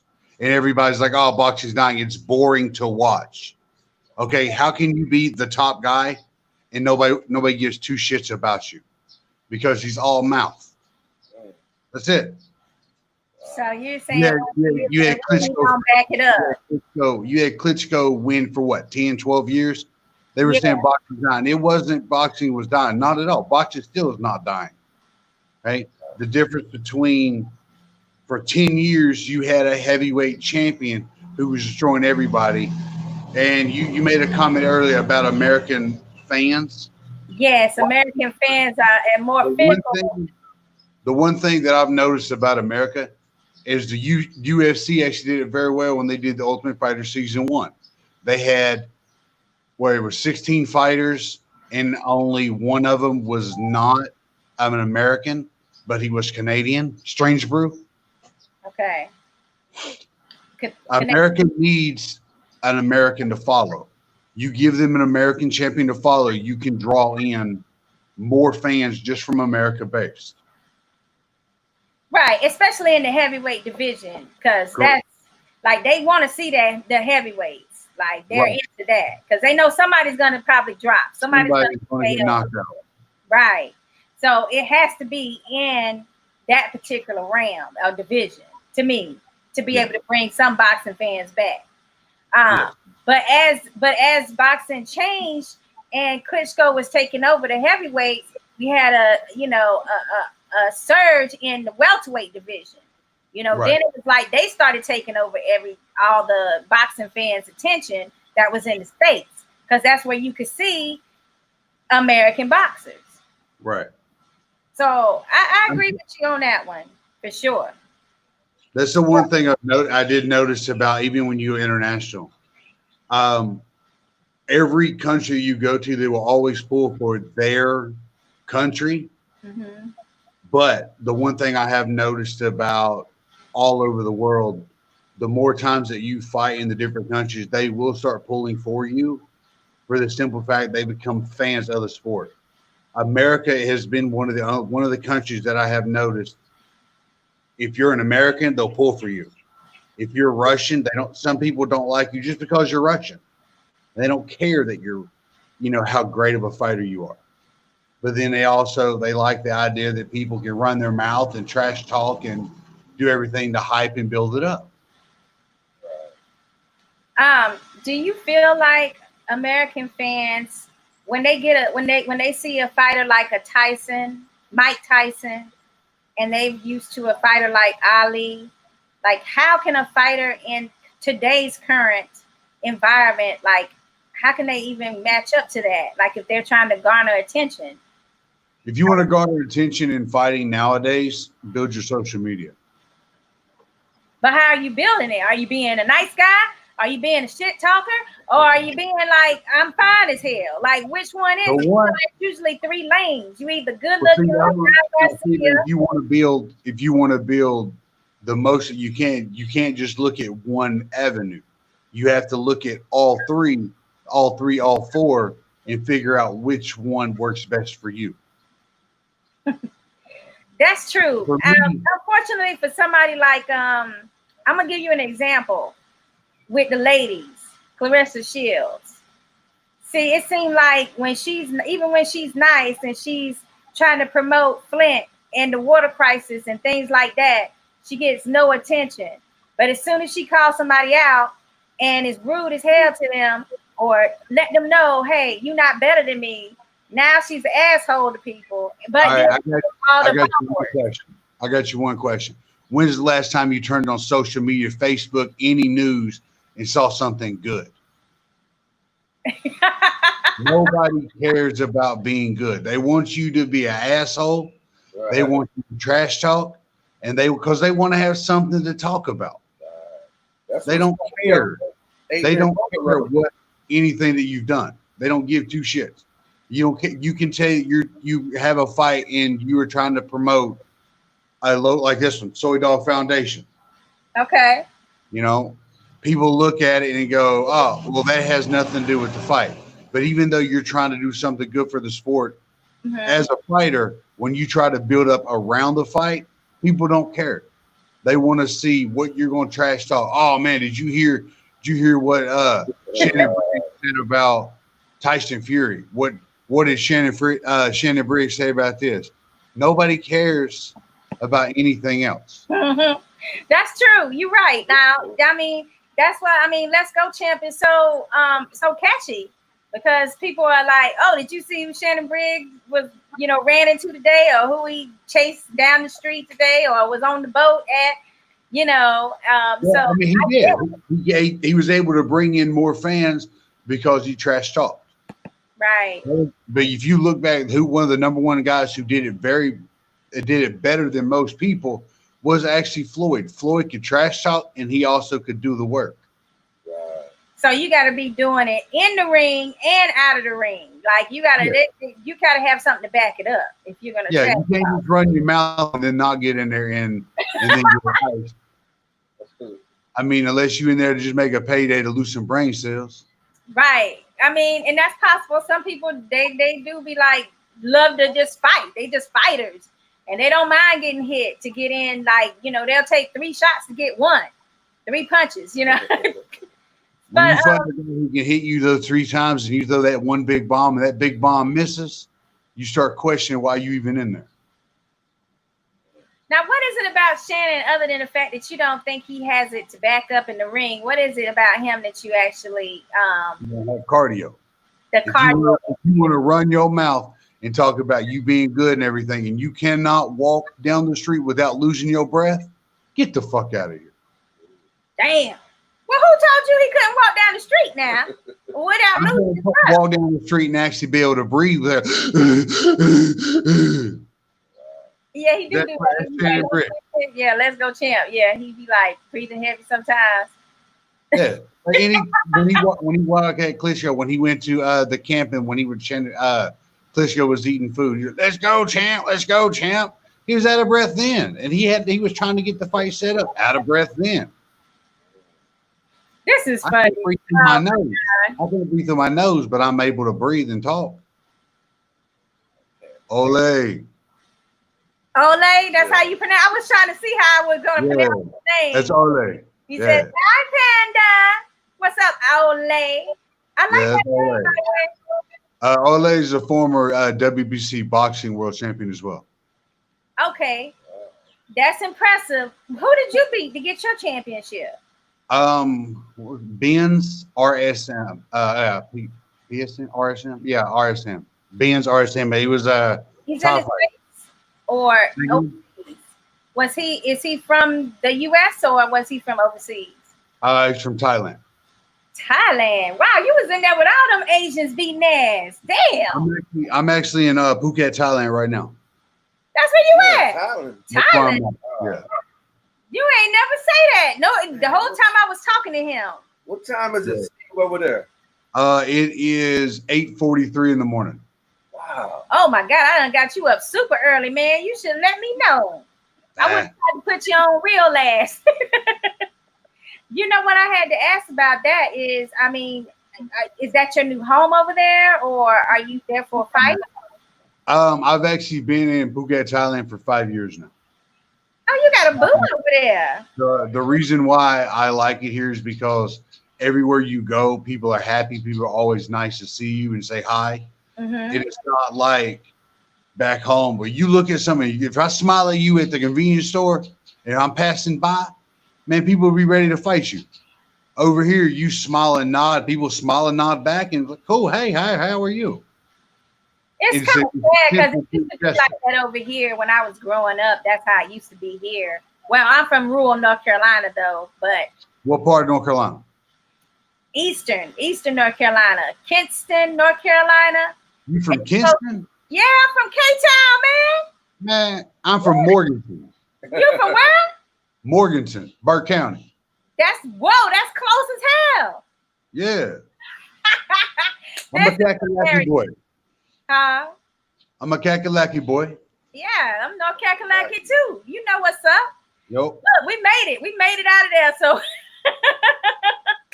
Now the one thing I do miss from North Carolina is liver mush. Say that again. I couldn't. Liver mush. Oh, I would love to get some liver mush. you're Some talking. gala- We called it something else. Liver pudding. We called it liver pudding. Yeah. Liver pudding, liver mush. Yeah, Yeah. What about Since cracklings? You want some cracklings? Oh, crackling be on point right now. Now, the one thing that I've noticed they do over here in Thailand, you know how we got pork rinds, pork skins? Yeah, the skins. Well, they do chicken skins over here. Really? Oh, And put the barbecue sauce and stuff on it too? Like had the seasoning? same. It's fucked up the same? Flussed up the same. Damn, I can't believe that. Wonder why that's not a thing over here. Don't know. It's many chicken. I grew up on a chicken farm. And all the chickens that we yeah. I'm saying I wish I'd have known then. My granddaddy, he used to work at Smithfield with all the pigs, and we used to have the big pig pickings at the house, and it used to be some good eating back then. You pick that meat off that pig, you know what time it is. Man, how long you gonna be over there, Steve? Don't know. I said you got a boo over there. There's no way you be over there for 5 years if you don't have a boo. I got 2 dogs, and I'm happier than hell. Wow. Well, you know what they say about Thailand. How's the social? Hey, Steve, how's it over there, man, with the social distancing and all this Corona thing going on? I'm a loner anyway, so I don't really go out to big public places. I don't like going to the mall. I don't like going to movie theaters, anything like that. So my social distance, me being a normal day for me. Wow. Man, I'm not trying to go and hang out with a bunch of people. Right. I've got my own plans, my own destination, things that I want to get done. Right. You're making a choice to play it safe, that basically. So, what kind of food do you like over there? They got real spicy food over there, don't they? I love that food. Spicy is not the word for it. Some of the meals that you'll have, like don't get me wrong, like Mexican food is spicy. No. No. It don't compare to Thai food. Like you get good Thai food, that shit will light you on fire. Just clear up your sinuses and everything right away, don't it? For about a week. Whoa. Wow. Damn, I need some of that right now, to be honest with you, Steve. Like every Thai restaurant I've been in the States, and when I go in there, I tell them I want it Thai hot. You want it Thai hot, the hottest. Yeah. Thai hot, but it's not Thai hot. Like I can't take Thai hot in Thailand. Okay. It's too hot for me. So it's really down here a little bit more. Oh, it's diluted. It's diluted down big time. Yeah, I get everything medium here. So that's probably. I want it spicy. I want it Thai hot back home. Over here, I just regular for me. Steve, can you speak the language a little bit? No. Wow, so a lot of people speak English then. There. Actually, everywhere I've been in the world, English is very spoken and very well. Even anywhere you go, you'll have a lot of people that will say, yeah, you should learn you should learn other languages as much as you travel and everything you should do. You should definitely learn other languages. But you can get by without. Say again? But you seem like you can get by without knowing it. You can. I actually live in Phuket, and Phuket is a tourist destination area. Okay. There's a big stream of fights as well. Big street, Soy Thai for streets. Okay. The big thing is over here, you have a lot of international coming in and out. So a lot of people actually have learned how to speak English, and they do it very well over here. Wow, that's neat. Somewhere you would want to move somewhere where everybody pretty much can understand you if need be, That sounds like a sweet spot there. The one thing I noticed, even at the convenience stores, like say 7-Eleven, they actually will put their employees into classes to learn Mandarin, to learn English, to have the job. So most people who work at 7-Eleven, Family Mart, or convenience stores in general normally speak multiple languages. They need to. That's just at a convenience store. So you're right by a beach area then. I could get to the beach from where I'm at in 3 minutes, 4 minutes, maybe. Mm-hmm. Yeah, that's near the beach, baby. I've got my paddle board. So I've got a paddle board that I take out over here. Okay. Yeah, we're right by the beach here too, man. We're like 3 to 4 minutes from St. Pete Beach. You say you're in St. Petersburg, yeah? Yeah, Florida, yeah. Yeah, St. Petersburg actually has a really good mortuary school there. What? I didn't know that. Yeah. Did you know that? Mortuary school. What, you was looking into this one time? Tell us about this. It's what I actually tried to go to school for. I want to be a mortician when I'm finished with all this. Oh, wow, that's a deep career choice, man. That means you ain't got no problem with dead bodies. I'm scared of that. I'm scared of you now, Steve. You saying you can walk outside, get ran over by a car, and I'll be the guy to take a shovel and scoop you off the ground. I'm fine with that. It has no effect, huh? No. What's the worst injury that you've ever seen while doing Muay Thai? In Muay Thai, worst injury, I've seen broken legs, I've seen broke arms, broken jaws. One of my last fights that I had, I cut a guy across his head, about 22 staples. Ooh. Oh no! Yeah. Across the skull? Yeah. From an elbow shot? Steve? Elbow. Wow. Yeah, elbow. You got a long reach? I honestly don't know what my reach is. You gotta measure your reach, man. I have to know. It's this long. Steve, how tall are you? I'm 6'5". Oh man. Damn, you up there too. Sitting up here talking about these heavyweights. You way up there too. Yeah, some of them gotta be. Some of them are big, some are fast. I think AJ is around that height. I think he's height, yeah, 6'4", 6'5". Uh-huh. Hey, Steve, what's that? What is that on your knuckles? I see you got something tatted on your fist. What's that? There's no worries. No worries. Oh my God, this man here, boy, Steve. I know you can beat AJ ass. I know it. I know it. I know you can do it, man.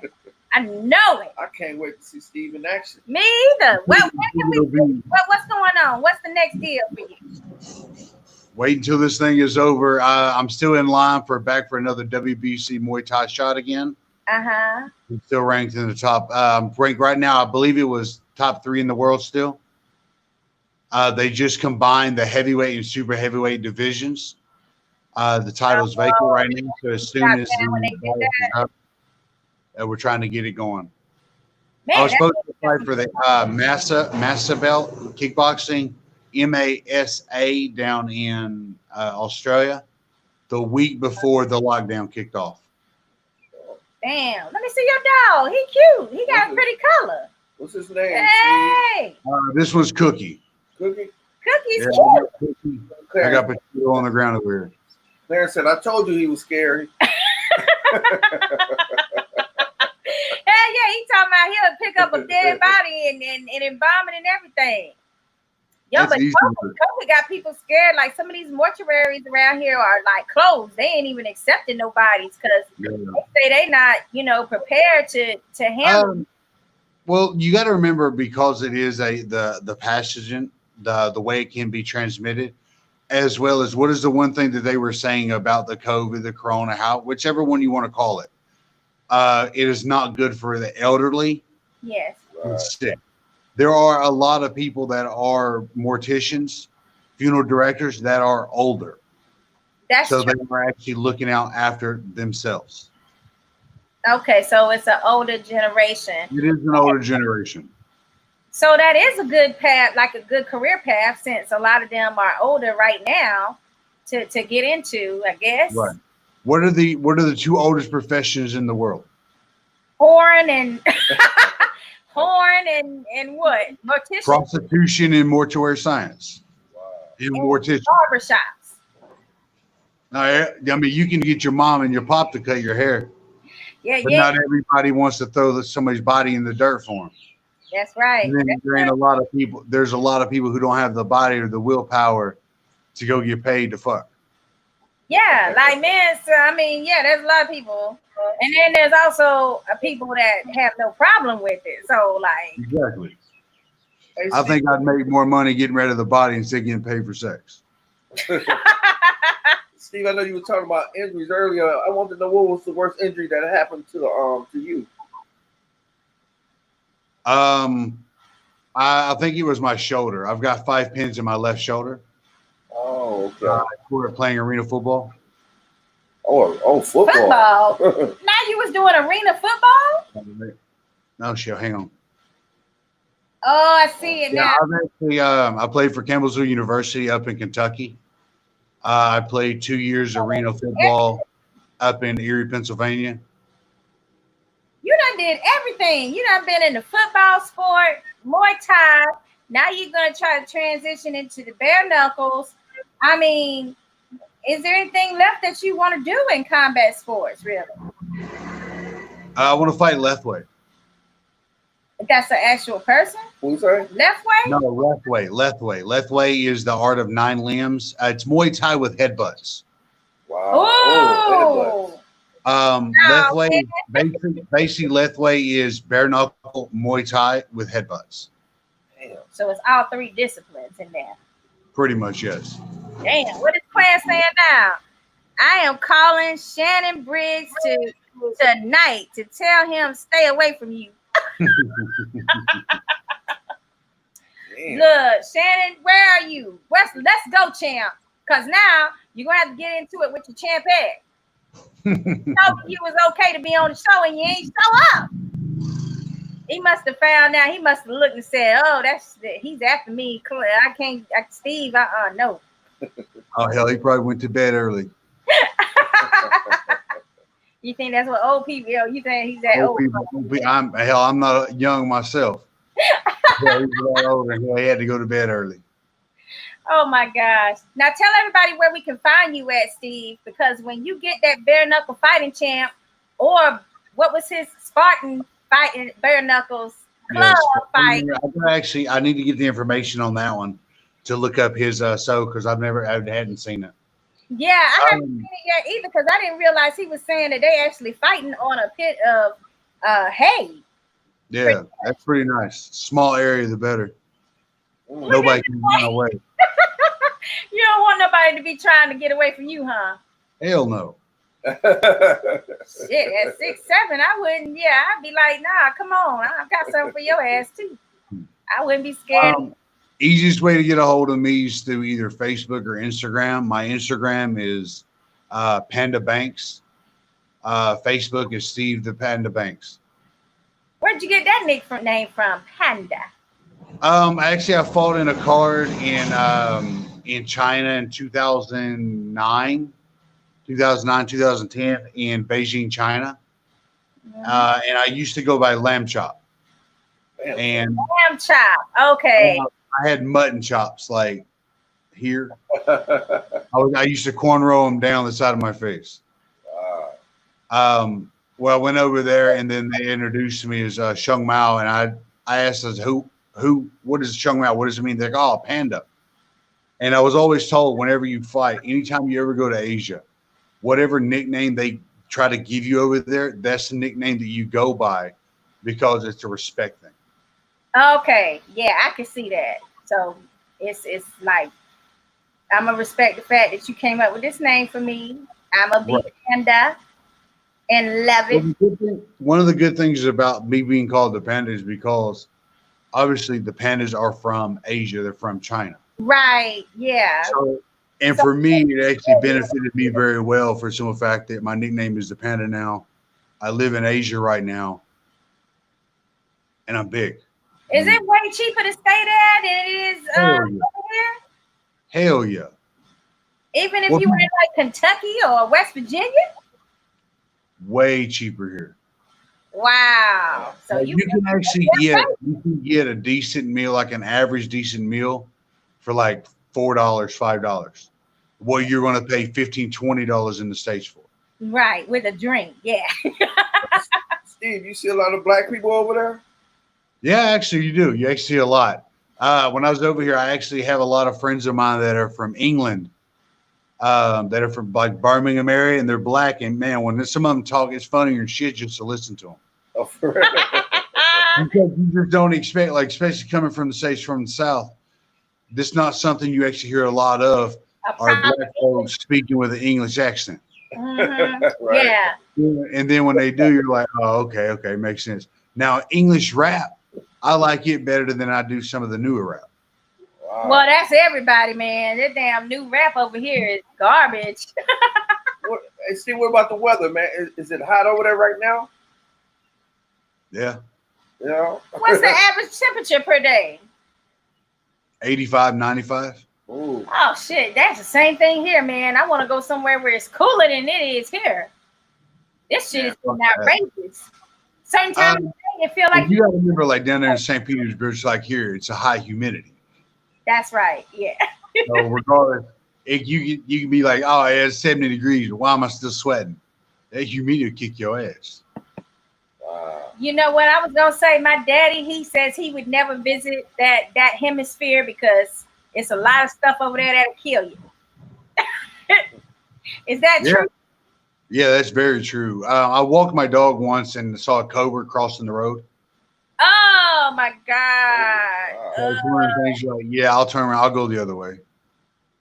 Damn, just think about it. You just saw a cobra, baby. Just like regular life. Over here.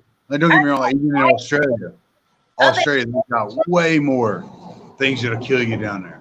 Australia? Yeah, Australia's got way more deadly things. Wow. Damn. So like a regular bug might be like super poisonous, huh? I know they got one spider over there. It's called a funnel spider. Mm-hmm. It burrows in, and I don't know the exact details, like what it does, how it does, but I was also told it was very dangerous and stay the fuck away from it. Well, shit, if you've seen it, can you identify it? It's like you hadn't seen it because you wasn't. If I'm in Australia, the first thing I was doing was asking is like, what can you eat? That's what I was more concerned about. What can you eat? What can you not eat? That to me was more important, because if I see a spider, I'm not trying to hang around and view it. Mm-hmm. Try to figure the spider out. Yeah, I hear you on that, man. I just like my daddy was talking about. They got the vortex over there or something. I don't know about the polars. He said that the Thailand seas. Yeah. You know, stuff gets missing out there too. It's like I think where you go, there's a lot of people. There was somebody who died right before the COVID kicked off because they were just sucked out for one of the currents, just pulled out into the water. Sound like the rest of it. Oh yeah, did you hear about the wrestler here that got swept up in the currents? Sad. He was former WWE. He saved his son, but he went under. Oh, the one guy who was yelling out, "Save my son first." Yes. Yeah. That's so sad. Yeah. No, I saw that. I think it was yesterday. I actually don't watch a lot of news, anything like that. Just it's pointless. I'd rather be just a happy individual instead of sitting there and always, oh, can you believe this is going on? That's going on. So needless to say, you're not keeping up with our politics over here, then. I can't tell you anything that's going on. Man, consider yourself very, very lucky right now.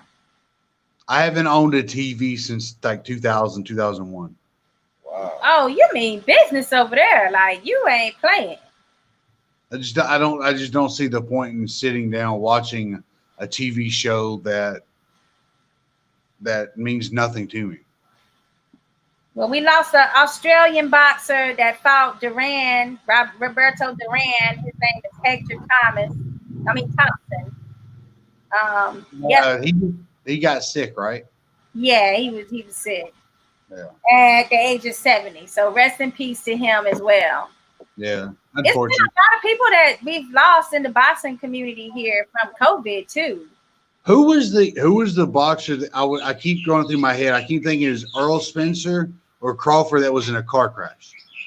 Errol Spence was in the car Okay. crash and All right. survived, but I think they had to reconstruct his jaw or something to do with his mouth and jaw. And Tony Harrison lost his father, trainer, from COVID. Referee Cotton lost his life from it.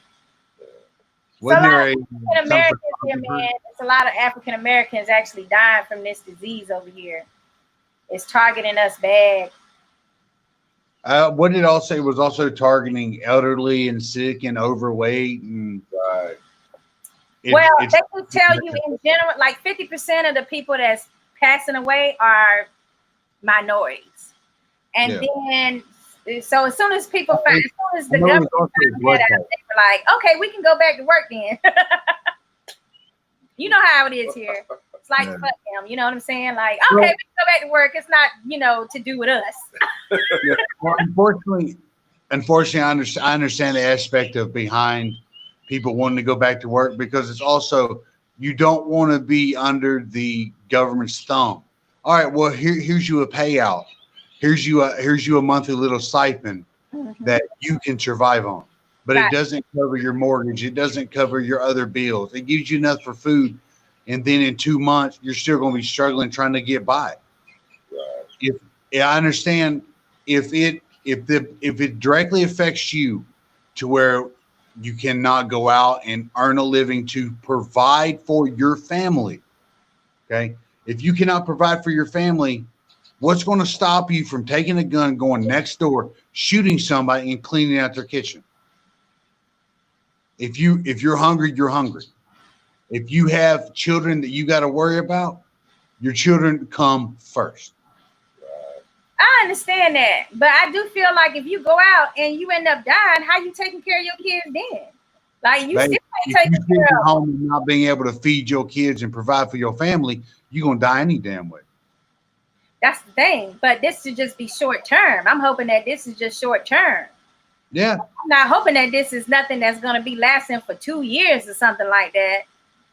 If it does last for 2 to 3 years, there will be a lot, obviously a new breed of fighters that'll come around, because you're going to have a lot of the elderly, older fighters that will actually end up becoming coaches because they don't like that much downtime. Yeah, I mean, we're looking at right now an emergence of a lot of these older fighters coming out of retirement. We got Mike Tyson, Holyfield, Shannon Briggs. I mean, these are all people that's older generation boxers trying to come back and get one last paycheck. Right.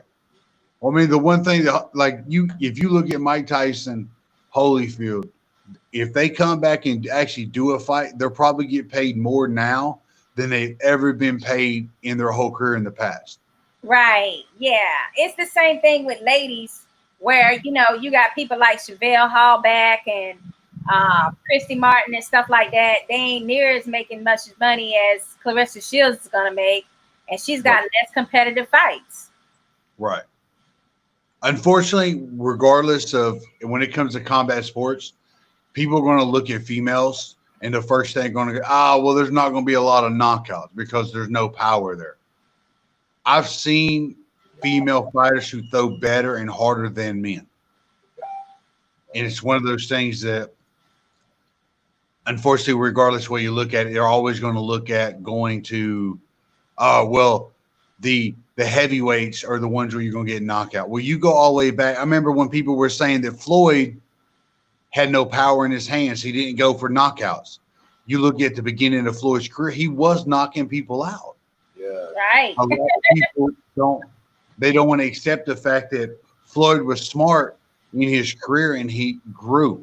He understood that if you go in there and keep throwing your hands and damaging your hands, that you're not going to be able to have a long, successful career.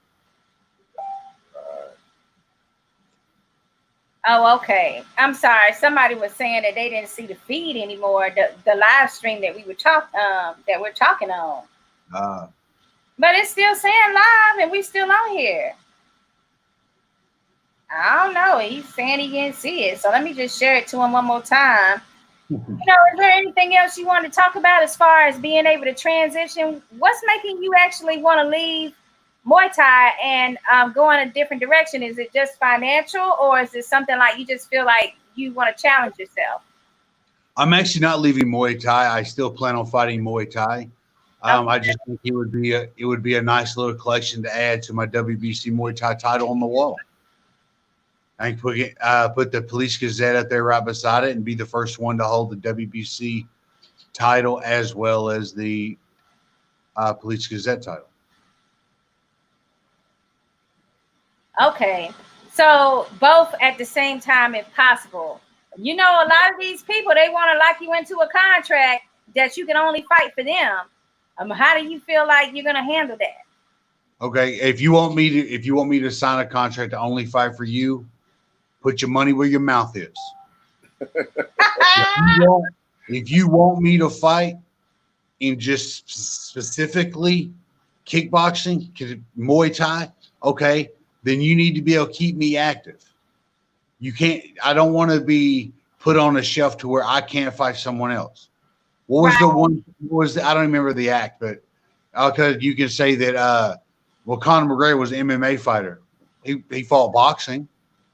He was allowed to fight boxing. UFC would not have been able to stop that because it was a different combat sport. I could be wrong on that, but I don't believe so. I mean, yeah, it seemed like the contract should just be like you're not allowed to fight for one of my competitors, not if it's a different discipline. It seemed like you should be able to do it, but then they want to guard and protect their product. I understand completely with them because it is a business aspect of it. They want to protect their guys. I understand that 100%. But if you're going to tell me that I can't fight bare knuckle or I can't fight Muay Thai, well, you better make it a damn good incentive to make me not want to fight Muay Thai. If you want me to win your belt and fight for your organization in multi-fights, then you need to make it lucrative enough to where I don't want to fight Muay Thai. I don't want to fight kickboxing. But I'll tell you what, Muay Thai is my number one love. There will be never another sport ever that I believe will be better than Muay Thai. Wow. I mean, y'all do have a lot of disciplines to learn in Muay Thai, don't you? Yes. One thing that a lot of people don't realize, a lot of Muay Thai fighters, they're good. Like the biggest thing is when you go to the U.S., you have boxing, you have gyms that build up fighters and build up. The U.S. is huge compared to Thailand. I think Thailand is the size of a state and a half. Mm-hmm. The size of Texas. I don't know the actual size. But everywhere you go and look at it, you're going to have guys. How many Muay Thai champions are there at the Lumpini and Rajadam Stadium? There's a lot of those fighters who've never been able to go international because of funding, to where when they go around, they're not able to go and fight in Vegas, in Atlantic City, because they don't have the funding to be able to go there, or when it comes to the passport and the visa issues and all that. Right. That's understandable. I mean, you're bringing up a lot of valid points. It's one thing that I wish there was a way that we could deal with in our country when it comes to combat sports in general, but not having a national organization, it seems to be a problem, where we can't, what is the word? Look out for the boxers and fighters that's in our country as good as other countries can, because they have that organization. Right. Well, even when you have your organizations, you can have 1,000 different organizations. You can try to bring every fighter together and try to put them under a players association. But unfortunately, I think a player association works very well for team-based. I do not believe it works well for individual competition. Mm-hmm. The reason why I don't believe it works well for individual competition, every fighter will be wanting something different, wanting something more. If they can bring something to the table that another fighter cannot bring, why should they be kept on the same standards to be able to bring themselves up? If they're able, if they have a social media and be able to build themselves up, then how can you take that away from a guy who can do it compared to the guy who doesn't do it? Absolutely. I mean, that even happens on the local level with just the smaller boxer, you know, boxing or prospects that's coming up, and they don't want to do the simple things for social media that they're supposed to have to do, you know, when they're on this particular card, and they don't do it. Like, you know, but then you got one guy or two boxers that's going all out and sharing and meeting all their obligations and stuff like that. And so that is something that happens all the time. I guess I'm more or less talking about like an organization that would like have rules and stuff for each state, you know, boxing commission to follow. I think what that would come down to is all they have. Like, I think every state has a different individual one. ISKA was one of the promotions that would put on shows, but then you also have the WBC has their own organizations where their own rules that they follow. The WMC has their own rules that they follow. Right. Yeah, that's true. Steve, they got a strict drug testing program with the fighters. You guys more time? Yeah. I've not been tested, but Fighting International, I have been tested for kickboxing, MMA, and Muay Thai in other countries. The shows that I have fought for, no, I've not been tested. But there are shows that do test. I know, I take that back. I do take that back. I fought one Muay Thai show in Lebanon, and when I fought over there, they drug tested. Damn, how many countries you been to? I don't know. I think you're a world traveler, and this suits you well. You know, your personality and everything. It suits your career choice. Suits you well. I'm actually on my 4th passport. My first passport I stamped out in like 6 months, 7 months. Yeah. How much longer do you think Steve, how much longer are you going to be a fighter? How much longer do you think you want to do this? I don't know. I'm still enjoying life. Right. If I get to the point to where I feel that my mental capacity is actually slipping, I have no problem stepping away from the sport. Mm-hmm. I believe, like for me personally, I believe I'm getting better as the time goes. I'm getting smarter. I'm actually using proper ways of training. I'm not going in there and just trying to knock someone out. I'm not trying to go in there and do anything other than I need to get better. Yeah. Hey, Steve, this was Dale. He was saying that he couldn't see us anymore, so I just told him to get on because he was interested in what you were saying. What's up, man? How are you? How are you, sir? Doing well. Well, good. So he's been in town this whole time. He's at the gym. Tell him where you're at, where you're located at.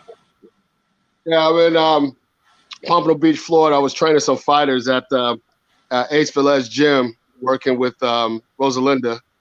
You know, she's 11-0. Next year, hopefully, we'll be looking at a title shot. So, you know, dealing with some young guys and, you know, just doing it, you know, doing what I've been doing for the last 37 years.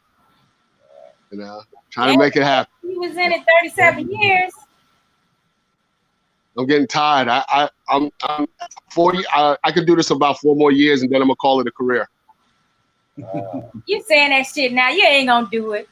I'm 57. Where am I going with? No, I'm done. I'm done. How would you say you were?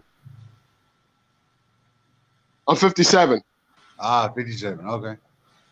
So at 51, he's saying he gonna quit. He lying. You ain't gonna quit shit. You ain't gonna. He'll still be in the gym every day. Right. He'll be still in there training and being like, well, I'm going to do it next year. I'm going to do it next year. Hey, I'm giving myself a 4-year window. That's it. I'm done. I first started training in 1982. Steve over there, but I first started Thai women. He just enjoying life right now and whipping ass in between. You know what? The Hey, one thing ain't nothing wrong with that. Hispanic women are still my favorite. What women are your favorite? I'm sorry, Steve. I didn't hear you. Hispanic women are my favorite. Oh, I love Latin women. oh, I love okay. Latin women. You like them crazy women, man. Them women crazy. My ex-wife is Colombian. Oh, you like them like they the craziest. I love my Out of ex-wife. all them Latin countries, the Colombian women are the craziest. Yeah, Damn. they're awesome. Look, you a glutton for punishment, man. I'm telling you right now.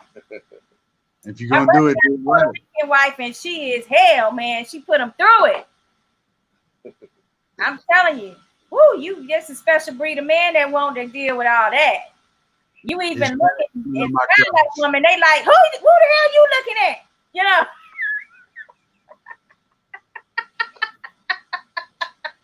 When they say they're quiet, yeah, they're not quiet.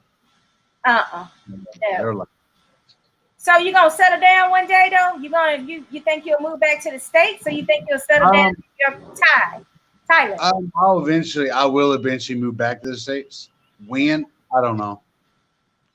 When I was growing up, my great uncle always told my mother that if I ever did move to Asia, that I probably would never come home. I've been here for 5 years, and I don't know when it's going to end. Oh wow! Do you ever feel like you're missing something, like you know, with your family or anything? Is there sometimes you want to be home? Food, certain foods. I'm a fat kid for life. You know, the one thing that I always want to do is I would love to be able to go to a Cracker Barrel, you know, to give me some like sausage, egg, and gravy biscuit in the morning, or chicken and dumplings, something like that. Oh, I can make all of that, man. We don't gotta go to Cracker Barrel. You just call. I am from North Carolina. We know how to cook it. Then, like, you gotta know how to cook if you're from there. If you're from there, you should know how to cook. Yeah, especially down east. You better know how to cook it all. Yeah, if you don't know how to cook, you from east, something the hell's wrong. Exactly. Something is definitely wrong. But yeah, I miss their food. I'm in Florida and I miss their food sometimes. Like here, they call them pulled pork barbecue. I'm like, what the hell is this shit? This is not barbecue. I know it was North Carolina's got the more vinegar based. Yeah, and it's yeah, you got the other base, yeah. Yeah. And then they barbecue is like, that means you just dump a bunch of barbecue sauce on the meat. Like, it doesn't mean it was actually necessarily barbecued on the grill and got a smoke flavor to it and all of that. Right. Down there at Scott's Barbecue down there in South Carolina's on point. I had some of their barbecue before too. I like that too. And they have like a more spicy slaw with their stuff. Yeah. Did you ever go up to Swananoa? No, no. Swananoa is not one. I think it's called Hokies Barbecue. I ain't been to that. Check them out. It's on point. We got the barbecue capital of the world where I'm from in Aden, Griffin, North Carolina. Like, it's in the sticks. But it's like #1 barbecue. Like, it won so many awards every year, you know. Yeah. Yeah. I know Hokies won a couple. They're on point. Yeah, I like to go anywhere. Like North Carolina, South Carolina, they barbecue is the shit. They got good seafood too, even though I can't have it, but they got fresh seafood. Go down there in Calabash. Go down to Myrtle Beach, get you some Calabash. Beaufort, North Carolina, or Beaufort, North Carolina. Beaufort, yeah. Yeah, they have good seafood. Dale, you getting some knowledge over here, huh? Gotcha. Yeah, I'm just listening. You started losing me. I'm a sushi man and Thai food person. That's it. He got the Thai for you. He said that Thai is like Thai hot over there. Like it's a different level. Oh, I believe it. Just like sushi is totally different in Japan opposed to here. That's the original stuff. I could do a #2 over here. When they got their Thai hot over there, no, I always chase mine down with like a chai tea or something like that. But I can't do that. Can't do that Thai hot. Ooh. Yeah, I can't do Thai hot. When Thai people want it hot and they don't think it's hot, it'll usually burn your mouth. Damn. Yeah. Ooh, that's serious. Just burn your taste buds off, huh? Oh yeah, I used to go to this restaurant and they would have to make you sign a document in order for you to eat it So hell because they wasn't going to take it back. You know, like the Carolina Reaper. The Carolina Reaper is one of the hottest peppers in the world, if not one of the hottest. Yeah. Over here, I've seen people take the chili peppers and just eat them like they're French fries. You talking about the ones that they have in the jar over here that's all vinegar and it's like stuff with. Yeah, my grandma could do that. She used to make her own jar of that shit, man. Yeah, they do it over here, and it's a common thing. Everything is spicy. But they be thin as hell though. They eat good food, pastas and all that, rice noodles, all that stuff. They eat it all, and they be thin because that stuff go right through you. Well, the one thing I notice about Thailand compared to the States, there's a lot less processed food on your dinner plate. Everything is fresh. A lot more stuff is processed back home. Yeah, you're right. Most meals that you have when you go to restaurants are not made from a box. It's made from scratch. So most meals that you go to at most restaurants here, they'll put everything together right then, right before they cook it. That's what's up. I like that style of eating. Yeah. That's very healthy. What's their favorite vegetable over there? Oh, I think There's some of the vegetables over here. I don't know the names for them. Damn. Like it. I know chicken is one of the main meats, but fish as well is another one. But then you also, I mean, they got everything that we have in the States. The fruit, man, the fruit here is some of the best fruit that I've ever had. Like it's not even close to back home. Did you know that bananas have seeds in them? Seeds? Yeah. No. Where I they had go? no idea until I bit into one and there was a seed in it. The hell kind of shit they got going on? Hey, Steve. Probably the real bananas. Yeah, the real bananas. He said, yes, the real bananas. Real bananas. That's what's going on over there. Real stuff. Steve, Like if you got your passion fruit, your Ramadan, your mangosteen, all the different types of fruit, you know, there's like 2 or 3 different types of mangoes. Everything you have is completely different tasting. Everything, all the fruits taste real. They taste like they actually have flavor. Oh, my battery's actually dying on my phone. Oh, he got one more question for you. Yeah. I was just going to actually do. They got a Tyrone soul food place over there. There are a couple really good places that you can go to get certain type of soul food, but it's not as American soul food as it would be. Because they won't really enjoy it too. Yeah, but you'll have a lot of really good different style of the routines of food and stuff, but it's very good. That's what's up. We got to come visit Steve, baby. Steve, give this shout out before his phone goes. Oh, Steve, tell everybody where they can find you on social media. Oh, I think it really died on him. Okay, let me tell you where you can get Steve. Let's see. Steve is at Steve Banks, Panda. He's also known as Panda on Panda Muay Thai. And that's on IG as well, Steve Banks.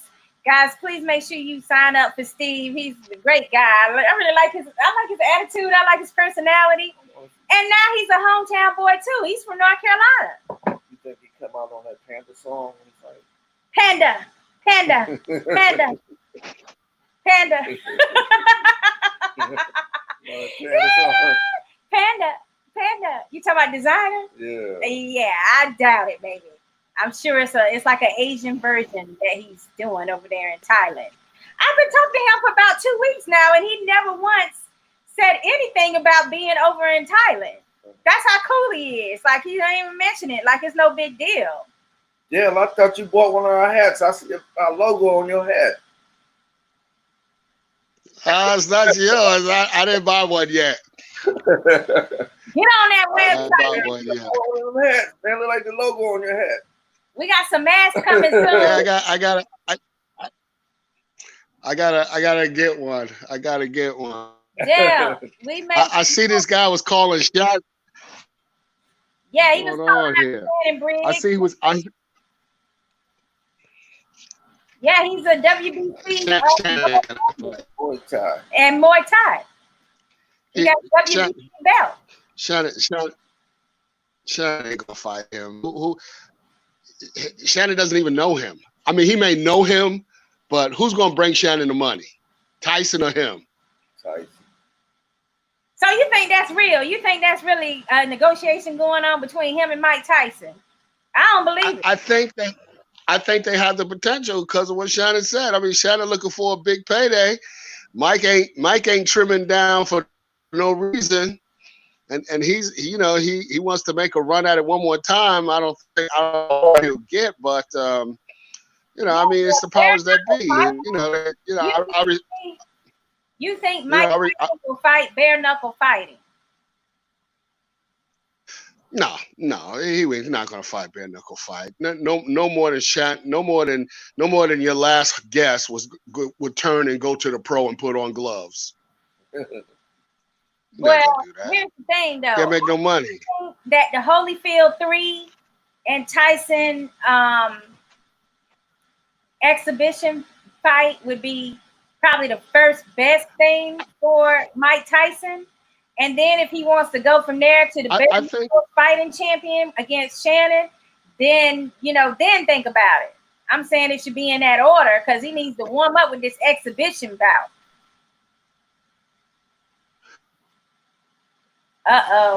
Dale, now we're losing you. Hey, Dahlia was also in the house. Dahlia Duran, baby. Dahlia, what's up, girlfriend? The beautiful Dahlia, she says, thank you. You know how we are when we started talking about how the Latinos are crazy. She admitted that they was crazy. Let the record show. Well, she's a good crazy, though, so it's okay. Yeah, I was saying Dahlia, she chimed in. Dahlia Duran, she chimed in when we was talking about Latino women. She confirmed it. She said, thank you. You know how we are. No comment. We didn't get to hear what you were saying about Mike Tyson doing the bare knuckle fighting champ. Listen, I think there's an opportunity to make the kind of lucrative money that some of these bare knuckle fighters are looking for. I mean, but let's be honest. Tyson, even at the age of 53, he would still be the A side in bare knuckle boxing with not one bare knuckle bout in his life because he's the cash cow. And the gentleman that was just on your show, the reason why he's calling out Shannon Briggs because Shannon Briggs is a big name. You can't. He's been said that too. But his thing is he really feels like with no. Well, listen. I mean, listen. If you're 6'7", Shannon is 40-something years old. I mean, listen. If you felt that way all the time, why didn't you just put on some Everlast or Reyes gloves and step in the ring with Shannon where you can make some good money? I'm not saying bare knuckle boxing doesn't make a substantial amount of money, but it's nowhere in comparison to money that professional boxing makes. We can agree with that, but I'm not sure how much. I mean, they're offering Mike Tyson $20 million. I don't know what. I mean, well, if they got a good payday off of him too, didn't he, baby? Yeah, Paulie made out with some good money. Oh, sure. I mean, listen, and once again, the guys that make the transition from professional fighting over to the bare knuckle, they're the ones that are giving the bare knuckle a lift, a boost. It's not the other way around. Because at the end of the day, professional boxing is always going to be, the number one, the go-to event, number one, bar none. Opposed to bare knuckle boxing. I mean, if you look at boxing rec right now, and you look at the sports, I think the bare knuckle boxing is like in order, it's like second from last or something like that. I mean, it's a new thing, but I don't think it's going to. Yeah, it's a new thing. I don't think it's going to like skyrocket, to the point of, oh no, who watching on pay-per-view bare knuckle boxing. On that one, I'm gonna have to disagree with you on that one because you don't know till you actually go to one, and then you'll see. Because right now, let me finish, okay. Dale. Right now, he may be using established boxers to build up the name of bare knuckle fighting champs, but at the same time, it's hooking a lot of people on the way there. And eventually it will get to the point where he doesn't need those names and people are just more familiar with bare knuckles, where you got Imano. There's no bullshitting around in their ring. If you want to come to see some real fighting and you don't want nobody running around or using a lot of skill, you just want to see the impact, then you're going to be found your home. And it's already a lot of people across the states that see that they like bare knuckles even more than they like boxing. So right now he may be using established names as a marketing tool, but long term, I don't feel like he's gonna need that. Okay. So let's turn the page. Let's do the Dana White UFC. Okay. Dana White UFC, he's the only promoter, pretty much dominant promoter in UFC. He monopolized the promotions, so everything is under his belt. UFC has been in business for, 20 years, close to 20 years now, right? Is it that long? Did you say that's right? 20 years? I remember seeing it like maybe more. But the cool more? I mean, you're making a point too, because people used to talk shit about them too, the same way they did with bare knuckles. They used to say the same stuff. And they still have not generated the money as professional boxers make. That's why Dana White turned around, and when Ronda Rousey was the cream of the crop and she had dominated the whole division, she's the first woman that ever made the Ring magazine because Dana White was trying to tell her to make the transition over to boxing. She never seen that kind of money like a Conor McGregor, because they don't have that kind of money. It's a great sport. People love it, but they will never generate that kind of money. The only person that ever made that kind of money was Conor McGregor, and that's because he crossed over to fight Floyd. And we all know what happened then. People have a love affair with boxing. Unfortunately, you're thinking about the boxing from previous years. And right now, boxing is on a real decline with its viewership. And so you got to look at the news. It really is. I mean, you laughing, but the numbers, it's in the numbers. When you look at the pay-per-view and everything else, you're talking about boxing as individual boxers are making more money, and opposed to businesses like PBC Promotions, Top Rank, UFC, all of those are businesses. All of them is not making that type of money. Some are, but some ain't. They coming up with a loss every year. But they don't care because the boxers are getting paid. They getting their salary. Everybody's getting fed. But when you look at the numbers of actual boxing fans watching, they are decreasing every year. And it's sad. I want it to be increased. But at the same time, reality is reality. Them numbers is going down. Well, I tell you what, I don't see UFC surpassing them, because their UFC fighters don't even get paid like that. They don't even get paid that much.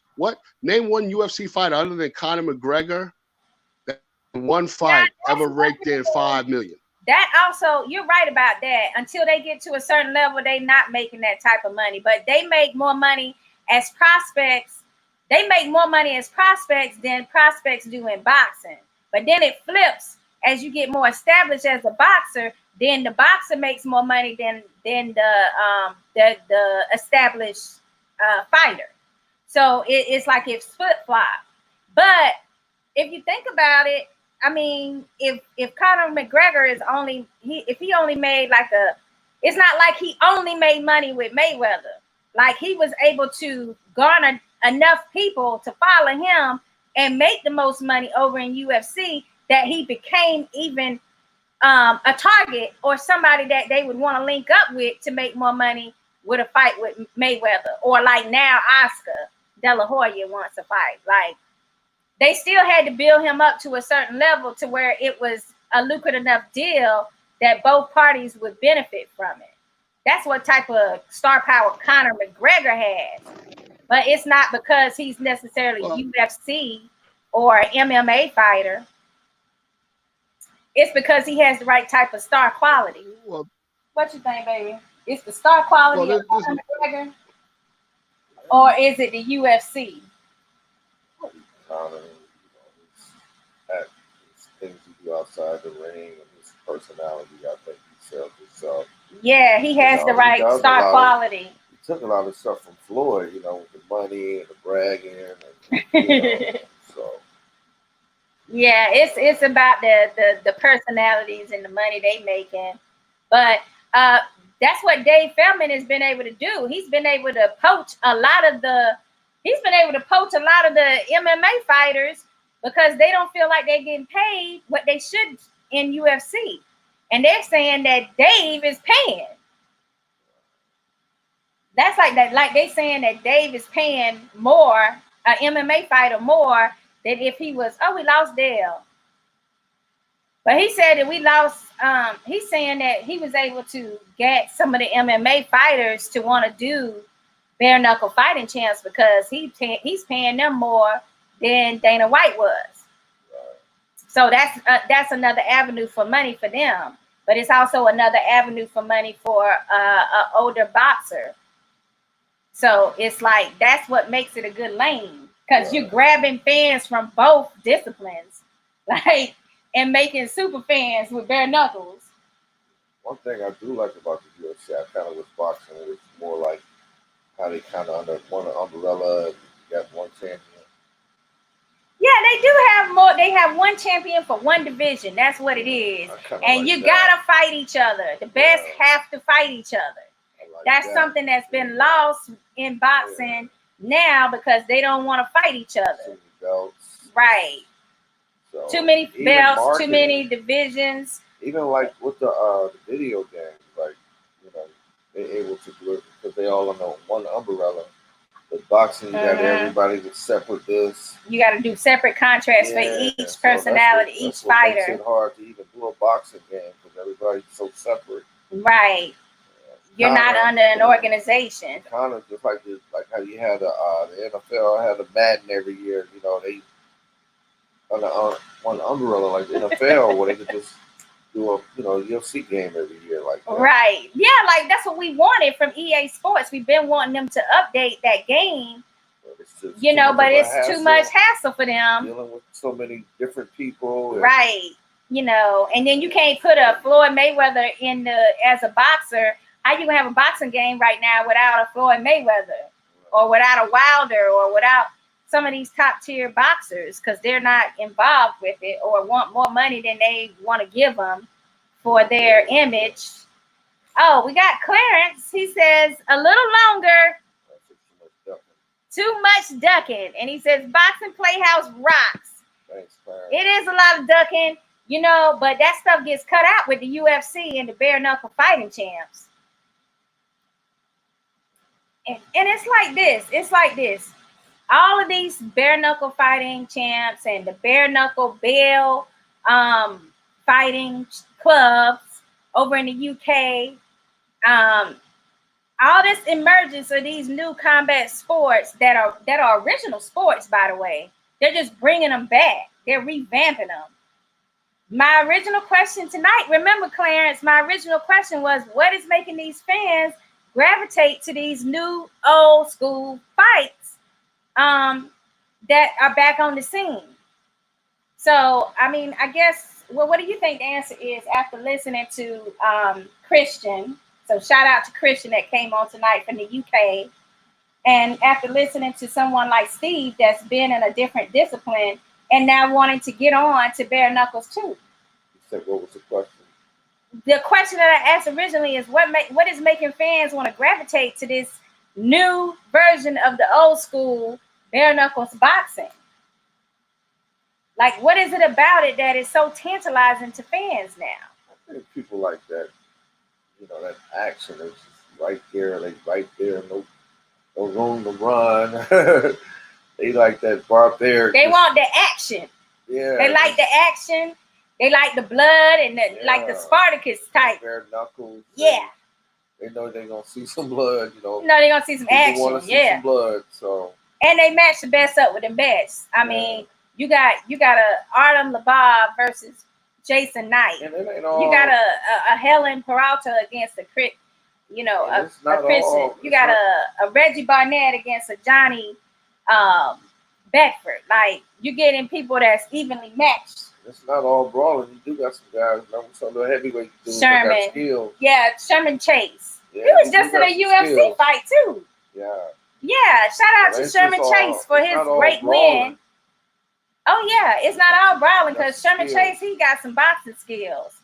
Now, really, I would like to see somebody like Sherman Chase and this guy that just was on here, Steve. Right. They would be great together. Panda. Like something like that would be interesting to me because they both are in the same height and range, age range. Well, guys, we got Danny Weaver. He says 100. Thanks, Danny. And then we got Just Keys, my brother. He says like the medieval time style of boxing. That's right. And people are loving it. And I think that's why it's on the rise. And we see, like, now you putting in bales of hay and letting them brawl in the hay. You know what I'm saying? I want to see that shit. It's like an old school scrap atmosphere. Right. So anyway, make sure you log on, you sign up and like boxingplayhouse.com, Boxing Playhouse YouTube, Boxing Playhouse Facebook, Twitter, and IG. We also have Twitch and Periscope now. You can't miss us. I don't care what you do. We on every platform we can get on. Okay. And then after you do that, make sure you connect with Spartan's YouTube channel, as well as Spartan's Facebook page. They are over in the UK making noise. And then make sure you get your like on Bare Knuckle Fighting Champs. I said bare knuckles, damn it. Ding. Another cheer. Shout out to all the bare knuckle fighting champs that we have had the pleasure of meeting. And as you can see, we root for you. We are cheering for you. And we love you. So basically, sign up for all of their fighters and the actual fan page for them. And they're also on IG under BKFC. And they're also under shout out. You can also log on for Bare Knuckles Boxing Hall of Fame with Steve with Burt. Scott Burt. That's his name. So just sign up for everybody and make sure that you can tune in to see us. And we just appreciate your fans like Clarence. We got to send you a little special gift. We got to get Clarence a gift, baby. We got to send you something up there in New York. Just Keys, I know you've been wanting something too. James on there spoke to us. We got to shout out to James as well. And basically, we just thank all the fans for supporting us as we move up the little media ladder, trying to give you guys the best news and the most action-packed podcast without being too full of fluff and bullshit. We hope you like our style.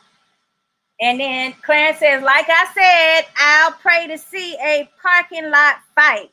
Oh, he said, I'll pay to see that parking lot fight. All right, well, we're going to let you know whenever there's something for you to pay for.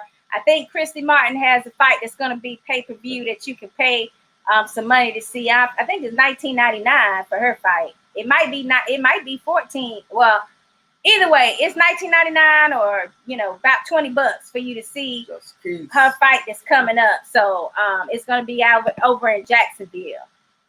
And Clarence says, "Thank you guys, and just Keith says, Emilio, the man. What's up, just Keith? Much love, bro. Let's go ahead to Gotta Bare give Knuckles. Oh, that's right. Responses. We also want to give a shout out to T&K Boxing Promotions, T&K Auto Collision, Making It Happen Auto Detailing here in Tampa Bay, and for Brittany Mingo Photography. Thank you so much, guys, and we'll see you next Thursday, where I got a really special guest for you. I already know who it is. Should I tell you? You want to know? Or you don't want to know? Crash, you want to know? Well, anyway, he's in the middleweight division. That's all I can give you this week.